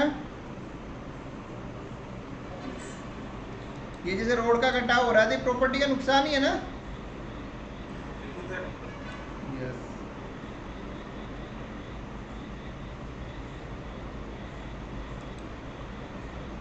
It reduce the income and livelihood of, ग्रामीण क्षेत्रों में आजीविका के सोर्स दो। ग्रामीण क्षेत्र में लोग किसके ऊपर डिपेंड है, एग्रीकल्चर के ऊपर। अगर मिट्टी नहीं होगी तो कैसे एग्रीकल्चर, तो आपके पूरी जीविका और उनकी इनकम का जो सोर्स है वो कम घटेगा ना। ठीक है, आगे बढ़े।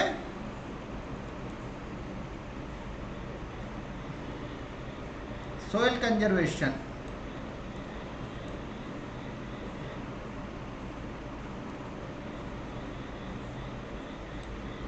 देखो soil conservation is the prevention of soil from erosion. ठीक है, सोयल कंजर्वेशन तो मतलब आपका जो ओवर यूज किया जा रहा है, एसिडिफिकेशन है, सेलिनाइजेशन है, अदर केमिकल, तो मृदा को आपको जो पोल्यूशन से भी बचाना है, उसके कटाव से भी बचाना है। तो जो भी जो सोयल को जो संरक्षण है, चाहे आपका इरोजन से हो या आपके ओवर यूज से हो, फर्टिलाइजर या उसको पोल्यूशन प्लस उसका नहीं मतलब अपर्दन, दोनों ही इसमें दोनों ही फैक्टर उस पर ध्यान देना आपको। उसका मृदा अपरदन को भी कंट्रोल करना है और पोल्यूशन को भी कंट्रोल करना है, जो फर्टिलाइजर की वजह से या केमिकल की वजह से। तो क्योंकि पोल्यूशन, अगर मान लो मृदा अपरदन भी रोक लिया आपने, बट अगर पोल्यूशन बढ़ता रहा तो तब भी मृदा खराब रही होगी ना।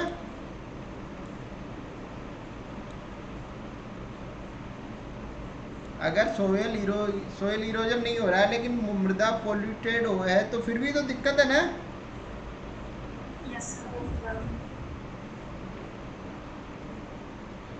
Soil erosion is the greatest single evil to Indian agriculture. देखो मृदा अपरदन पशुपालन और कृषि के लिए एक महत्वपूर्ण बुराई है, मतलब एक बड़ी चुनौती विलेन बुराई होती है ना, तो ये एक सिंगल मतलब अगर ये खेती के लिए बहुत बड़ी चुनौती है मतलब। ठीक है, ये एक वो कोट दिया हुआ है खुल्लर की इंडियन ज्योग्राफी की बुक में, with the soil conservation people rise and with its destruction they fall, neglect of soil is like killing the Hahn that lay down. मतलब अगर आप जो मृदा अपरदन इसको नेग्लेक्ट कर रहे हो, इसको इस पर ध्यान नहीं दे रहे, तो ये उसके बराबर है कि देखो सोने की मुर्गी, वो सोने के अंडे देने वाली मुर्गी को मारने के बराबर है ये मतलब।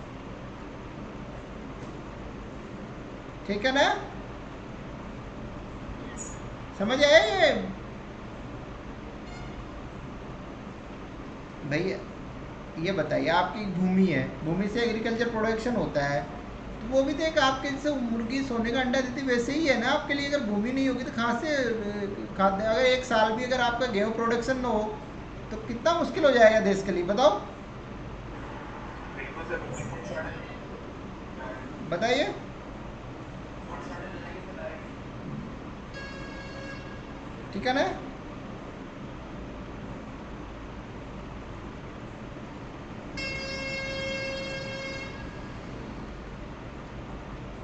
क्रॉप रोटेशन क्या होता है बताओ।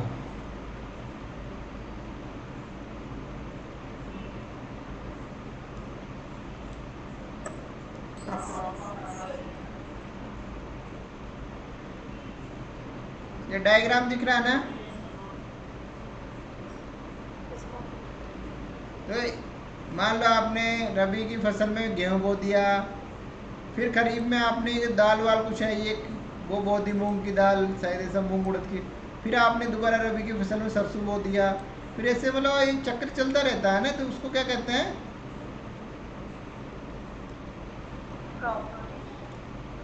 मतलब एक समय में एक टाइप की फसल और जैसे आप अलग अलग बदल बदल के फसलें बोना, वो क्रॉप रोटेशन कहलाता है। तो इसका क्या फ़ायदा है बताओ क्रॉप रोटेशन का, इसको हिंदी में कहेंगे फसल चक्रण। सर एक तो बैलेंस बना रहती है, जो एसेंशियल न्यूट्रिएंट्स होते हैं उनका एक बैलेंस बना रहता है। यस, इसकी वजह से फर्टिलिटी मेंटेन भी रहता है। सर हाँ, कुछ फसलें रहती हैं जिससे मतलब उसका पोषक तत्व तो कमी हो जाती है, जैसे मान लो अपन जैसे दालें वगैरह खाते हैं तो नाइट्रोजन फिक्सिंग का काम करती हैं, तो यस, उससे पोषक तत्व की अभाव नहीं हो पाता सर क्रॉप रोटेशन से। यस, यस, और बोलिए। सर एक चीज और होती है, जो डाइवर्सिटी को बढ़ावा देते हैं कि अलग अलग फसलें हम लगा रहे हैं खेतों में, तो ना इससे बायोडाइवर्सिटी को नुकसान आता है। फॉर एग्जाम्पल जो ट्रीज होते हैं, जो मतलब यस, यस, बहुत सारे सीधे घरों में से ये लोग इलेक्ट्रिसिटी निकालते हैं और बहुत सारी जो फसलें होती हैं उनका बहुत विलोप करती है। बिल्कुल, जैसे कि एक स्टडी आई थी कि अमेरिका में ना एक काफी बड़े क्षेत्र में केवल एक ही फसल को उगाया जाता था। तो आपने यूनिवर्सिटी ने स्टडी किया कि वहाँ पे 1 मिलियन इलेक्ट्रिसिटी पैदा होती है जहाँ पे बिल्कुल बिल्कुल करेक्ट। और कोई अपने विचार?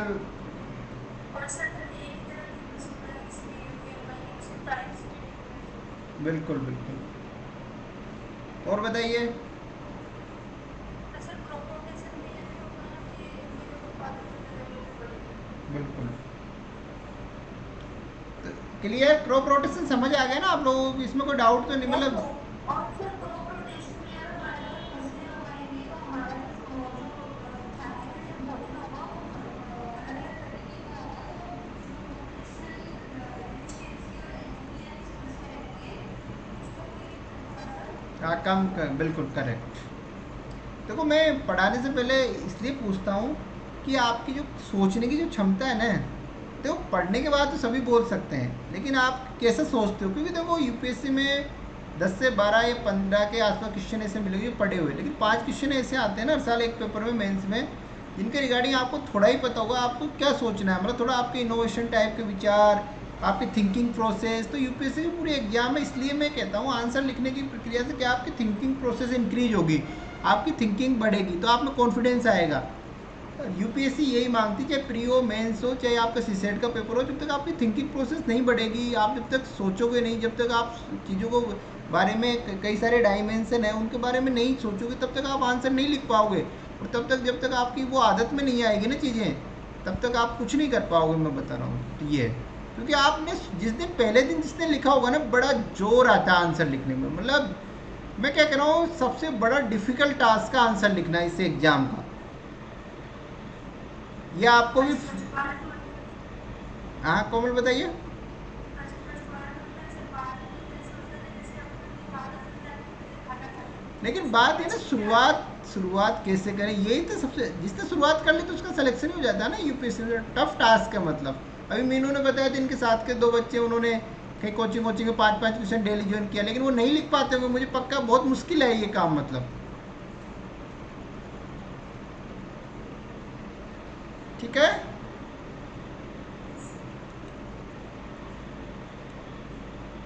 The crop rotation, adopting sustainable agriculture practices is the most important measure to conserve। आपके देखो, आपके जो सोयल को कंजर्व करने के लिए आपको सस्टेनेबल जो भी संपोषणी कृषि तकनीक है, कृषि विधियाँ, उनको अपनाना जरूरी है मतलब।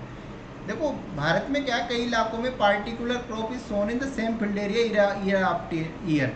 तो उससे क्या हो रहा है ना, जो आपके जो practice leads to exhaustion of certain nutrients in the soil making its infertile. इससे क्या हो रहा है ना कि आप एक बार बार एक ही फसल उगा रहे हो, तो उससे जो मृदा की उपजाऊ क्षमता कम हो रही है। ठीक है।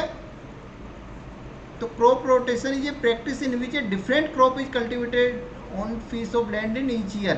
मतलब प्रत्येक साल उस भूमि पर अलग अलग टाइप की फसलें उगाना ही क्रॉप रोटेशन कहलाता है मतलब। ठीक है। डिफरेंट डिफरेंट टाइप की क्रॉप। अब कई क्या करते हैं, चावल ही चावल बोते रहेंगे, गेहूँ ही बार बार गेहूँ ही बोएंगे रबी के रूप में, तो उसका जो न्यूट्रिएंट्स तो कम होंगे ही ना।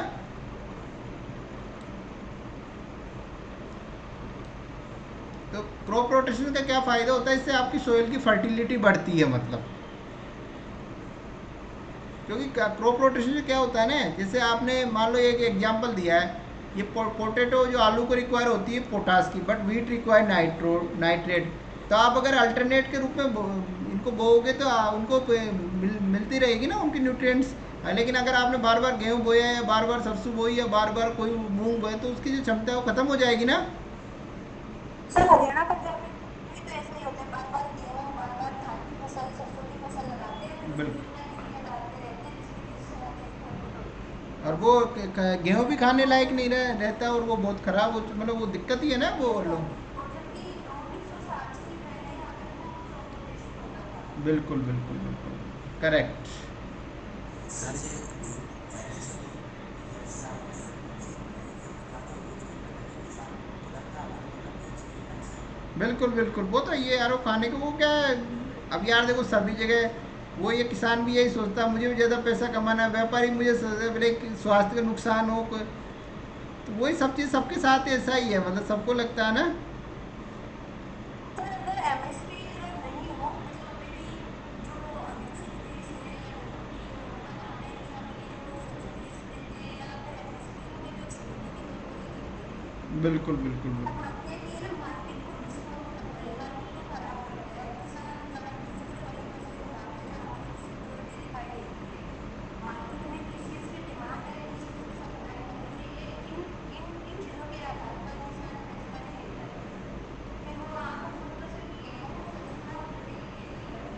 बिल्कुल बिल्कुल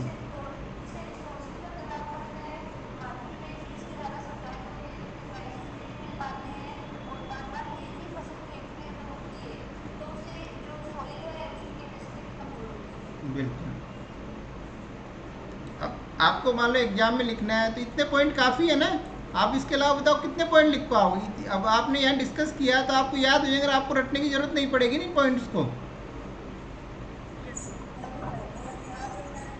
बिल्कुल। देखो मान लो मैं कल क्वेश्चन देता हूँ, क्रॉप रोटेशन क्या है और एग्री मृदा के संरक्षण में इसका किस प्रकार से योगदान है भारत में।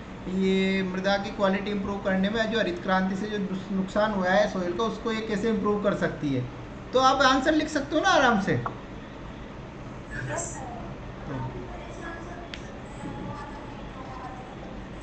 तो कल का एक क्वेश्चन ये फिक्स है आपका, क्रॉप रोटेशन। ठीक है,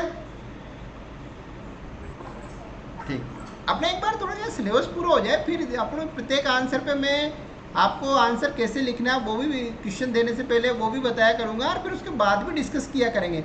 अभी थोड़ा सा क्या, एक बार मैं चाहता हूँ थोड़ा सिलेबस वगैरह कंप्लीट हो जाए, तो आप बिल्कुल निश्चिंत रहिए, मैं सब कुछ बताऊँगा आपको। सब कुछ मैं क्या बताऊँगा, आप मतलब मिलके करेंगे। सब कुछ नॉलेज आपका भी है, कुछ मेरा भी है, जो मेरा एक्सपीरियंस है वो शेयर करूँगा। कोई भी परफेक्ट नहीं है, धीरे धीरे आदमी सीखता है। मैं भी आप लोगों से काफ़ी कुछ सीख रहा हूँ। ठीक है, तो नॉलेज में कोई बड़ा छोटा नहीं होता, ये ध्यान रखिएगा। इंसान को क्या हमेशा सीखने का प्रयास करना चाहिए।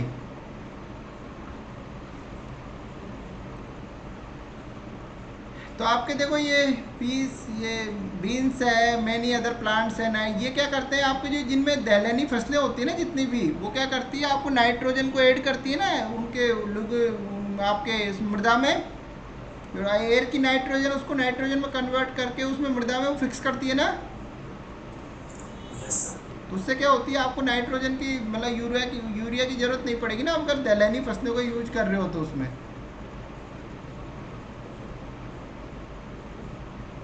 ठीक ठीक है, तो ये पूरा कॉन्सेप्ट क्लियर हो गया ना, इसमें कुछ नहीं है, बस यही है। और तो आगे बढ़े।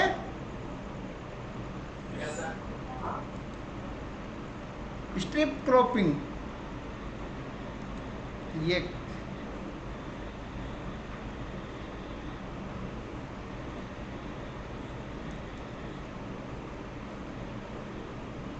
क्या होती है स्ट्रिप क्रॉपिंग, बताइए। इसमें ना एक फसल के साथ में फसल का वर्णन हो, जैसे आज हम दाल है, दाल में हम उसके साथ कार्बन का निर्माण करते हैं। यस, ये दिख रहा है डायग्राम।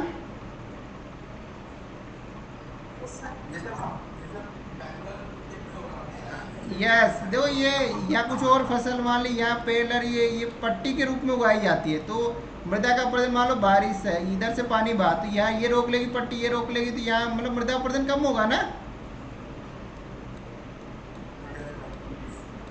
पट्टी के रूप में। ठीक है, मतलब जो ढलान होती है ना उसके उस, अब जैसे ऐसे लगाते तो ये कोई फ़ायदा नहीं होता ना इसको, मतलब ऐसे ढलान के उसमें ये जैसे ऐसे ढलान है तो उसके हॉरिजेंटल टाइप। ठीक है,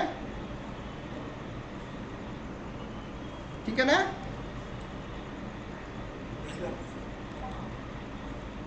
तो स्ट्रिप क्रॉपिंग, क्रॉप्स में भी cultivated alternate strip parallel to one another, some strip में be allowed to die fallow while the other strip. ठीक है, मैं भी सुन। देखो इससे क्या होगा ना, मतलब इसमें क्या होगा, अलग अलग फसल उगाओगे आप। मान लो एक ही फसल उगाओगे तो एक साथ एक टाइम में काट ली जाएगी। तो एक ये फसल एक टाइम में काट ले, बीच में दूसरी फसल है, तो उससे क्या कुछ न कुछ प्रोडक्शन होता रहेगा। तो मिट्टी में नहीं तो कटाव होगा, और वो अगर बारिश से भी आए तब भी उसमें वनस्पति रहेगी, तो कटाव नहीं होगा ना उससे। मतलब आपकी जो मिट्टी है कभी भी बिना उसके नहीं रहेगी, मतलब वनस्पति के, और हमेशा वनस्पति रहेगी, तो कटाव कम होगा ना।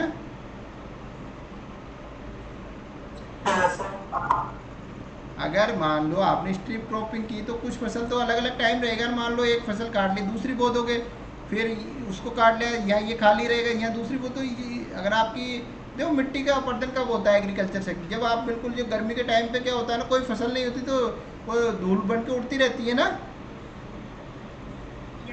अगर फसल रहेगी तो बताओ, अगर आपके वर्षा के टाइम पे कितनी भी हवा चलती है, मिट्टी धूल उड़ती है क्या?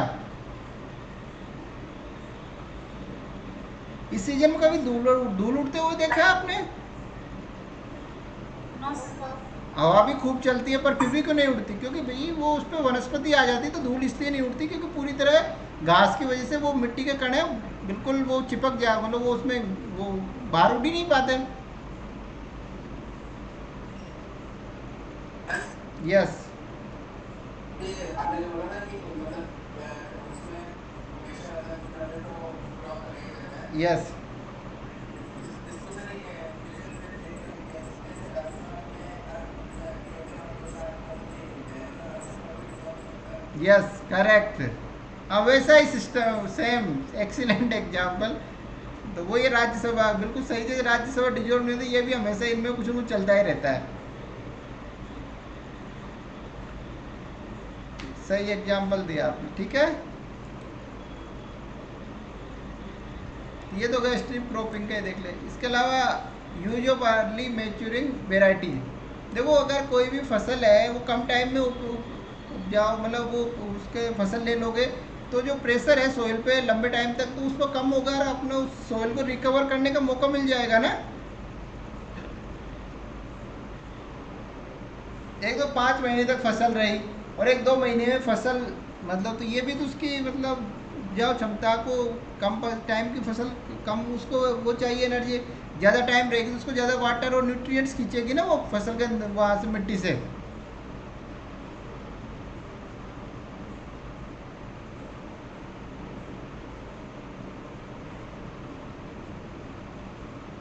नहीं समझ आई?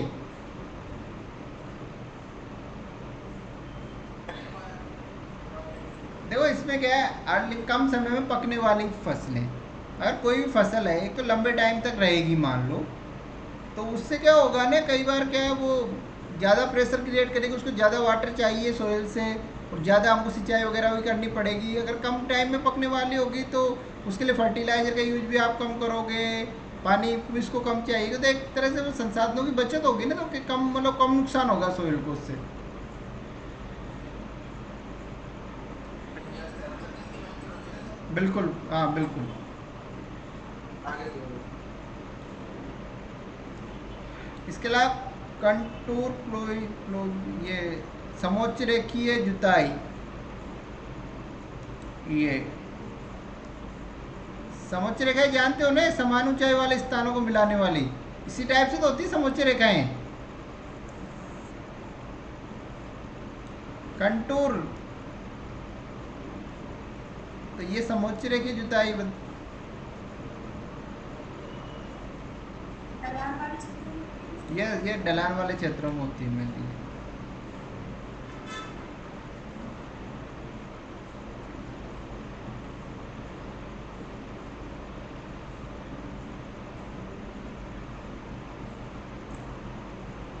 समझ आया? सीधे से बैग जो थी ना ये भी बड़ा क्या सीधी अर्थ? बनाया जैसे वो डांस वाली सीधी होती है ना सर। यस यस, वैसे ही,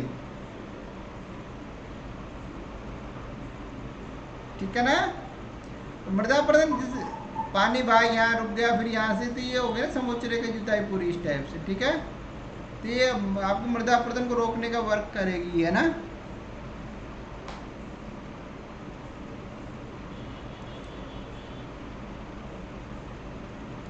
क्योंकि पानी नीचे की तरफ नहीं बह पाएगा ना, ये रोक लेगी नहीं है, यस ठीक है। यहाँ से पानी इधर ही रहेगा, आगे नहीं बढ़ पाएगा, ठीक है। सर। यस। ये साउथ में ये तमिलनाडु वगैरह ये ऐसी पहाड़ियों में ये अधिकतर करते हैं। हाँ उधर साउथ इंडिया में काफ़ी होता है, मतलब यस जो गली के द्वारा, मतलब वो रील अपरदन के द्वारा जो भूमि का नुकसान होता है ना, तो यहाँ वो नाला टाइप का बन जाएगा ना, अगर ये नहीं बनाओगे तो आप, इनसे क्या पानी यहाँ के यहाँ जम जाएगा, यस ठीक है।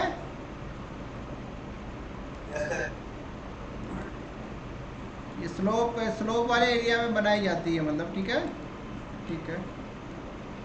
तो ये क्या है, जो पानी का बहाव को उसको कम करेंगे और जो पेड़ पौधे वहाँ हैं उनको ज़्यादा पानी मिल पाएगा। ठीक है।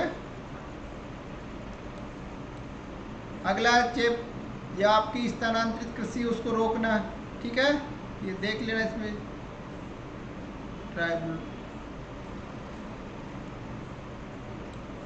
ठीक है, जुताई है ploughing land in right direction.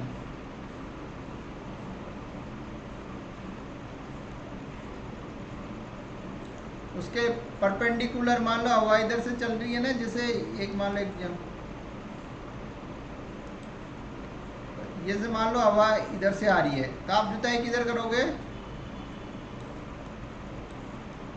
अगर आपने जुताई ऐसे कर दी तो ये तो मिट्टी का कटाव ज़्यादा होगा ना, लेकिन आपको परपेंडी इनके लंबवत करनी है ऐसे, मतलब ऐसे। ठीक है। अगर से क्या?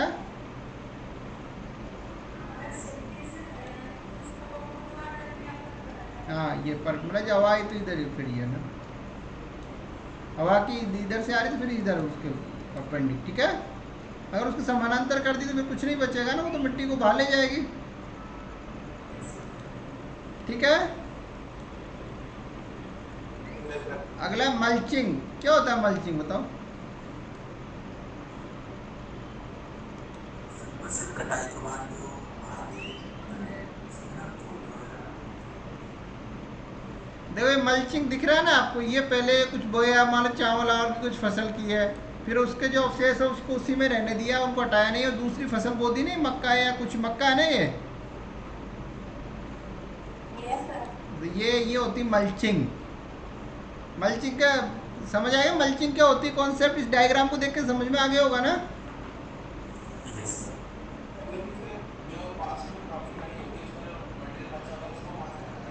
हाँ बिल्कुल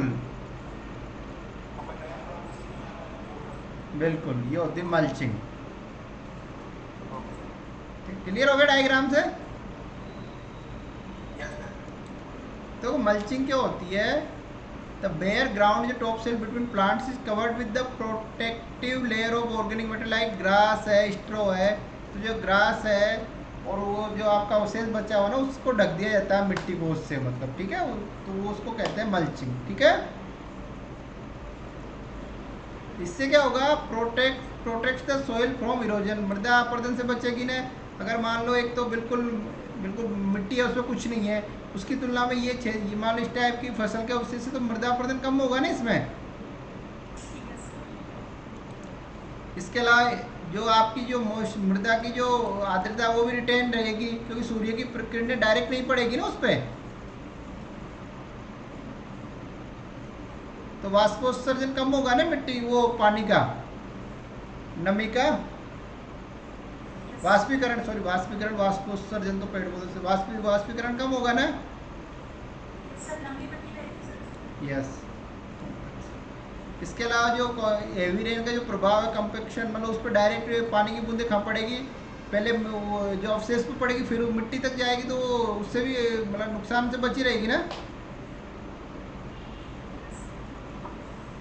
हाँ यस।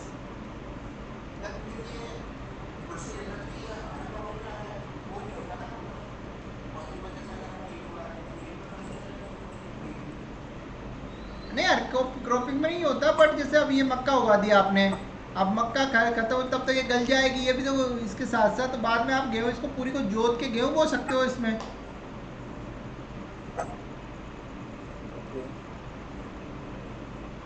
समझ आई बात?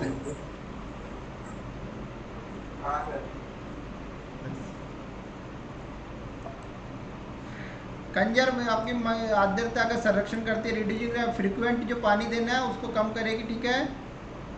और एक टेम्परेचर को मेंटेन करे, और जो खरपतवार की जो ग्रोथ है उसको भी कम करेगी, और जो आपकी मृदा की जो कंडीशन है उसको भी अच्छी करेगी। ठीक है। और इसके अलावा जो डिकम्पोज, धीरे धीरे डिकम्पोज हो जाएगा, गल जाएगी, तो उसके लिए ऑर्गेनिक मैटर प्रोवाइड करेगी ना आपकी फसल को। यस। ठीक है, समझ आ गया? इसके बाद कॉन्टूर बैरियर्स, ये देखो इस टाइप से ये बैरियर बना दिया ना आपने, ये तो यहाँ से पानी आएगा, यहाँ रुक जाएगा, फिर ये यहाँ से आएगा तो यहाँ रुक जाएगा, यहाँ से तो मिट्टी का प्रदूषण नहीं होगा ना। पेड़ और इकट्ठे टाइप के कुछ कुछ जो भी मतलब बैरियर के रूप में कुछ भी कर सकते हो आप, मिट्टी का भी वो बना सकते हो, घास भी लगा सकते हो। अब ये भूमि है बिल्कुल ढलान, यहाँ पानी आएगा इतना प्रदूषण होगा मिट्टी का, बट यहाँ तो रुका रहेगा ना।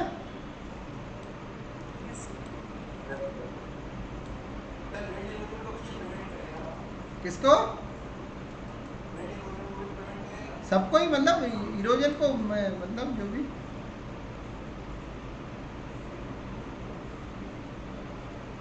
तो ये वाटर मूवमेंट का कम करेंगे, और जो वाटर अगर मूवमेंट कम होगा तो उसकी जो कैपेसिटी तो वो जितनी तेज, अगर जितनी स्पीड ज़्यादा होगा उतना ये प्रदूषण बढ़ेगा ना। तो जो आपकी जो अगर अपर्दन वो वाटर की स्पीड कम होगी तो जो आपके जो खेत से जो बाहर जा रहे हैं बहके मृदा के कण, उनको रोकेगा। देखो इसमें देखो आप स्ट्रिप और लिविंग प्लांट्स की भी वो लगा सकते हो, रॉक का भी यूज कर सकते हो, क्रॉप फसल का अवशेष का भी यूज कर सकते हो, और सबको मिक्स भी कर सकते हो, मतलब ठीक है। इसके अलावा रॉक डैम, आपका रॉक डैम का मतलब क्या होता है, चट्टानों का कोई बांध टाइप का बना दो जिससे वो स्पीड कम कर दे उसकी। देखो ये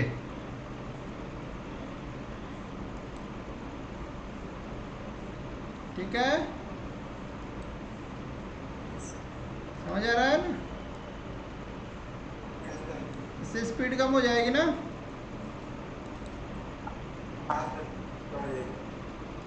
इसके अलावा आपकी फ्लोइंग पैरेलल टू कंटूर, मतलब कंटूर समुच्चय की जुताई इस टाइप की घूमती है इससे, मतलब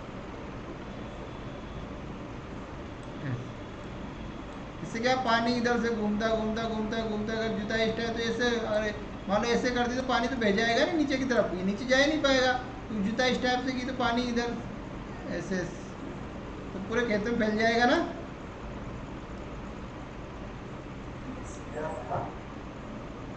ठीक है, आगे बढ़े।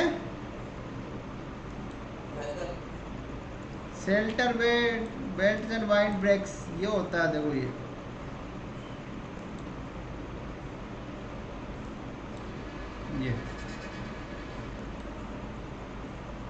ये मिट्टी का ये इसको प्रभाव को कम करने में मदद करते हैं ना, शेल्टर रक्षा पंक्ति टाइप का कुछ कह सकते हैं इसको, ठीक है, शेल्टर बेल्ट, ठीक है ना।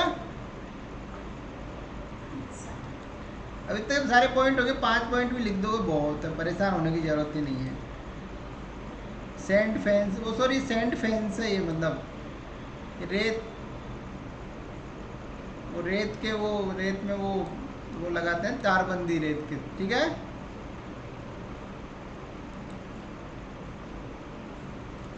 अगला वनीकरण, पेड़ पौधे लगाना, ठीक है।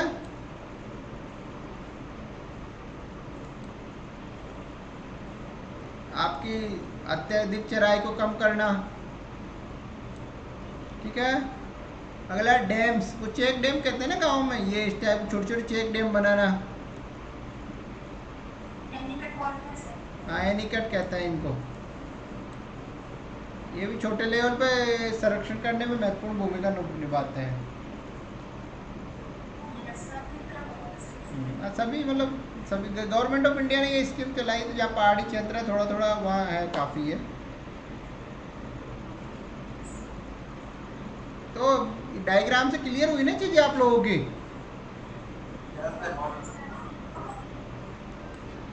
सॉइल कंजर्वेशन के, डिग्रेडेशन के, वो मैंने एक साथ मतलब देख आपको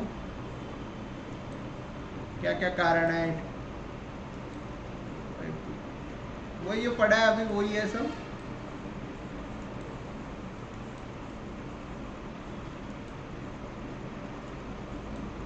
ठीक है, इसके अलावा तो ये कंक्लूजन है ये।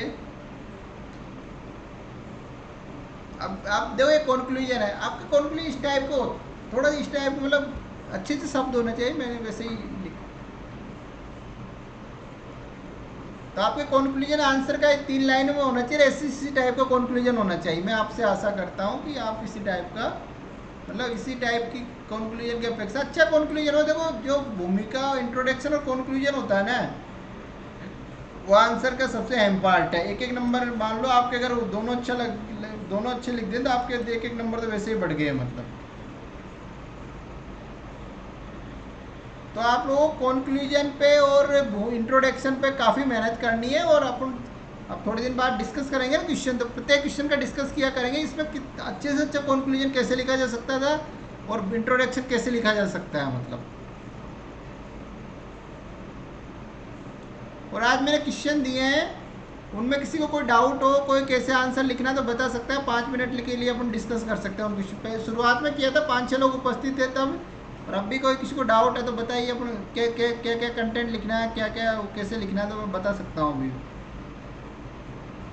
महात्मा गांधी वाले इस पर समझा दीजिए।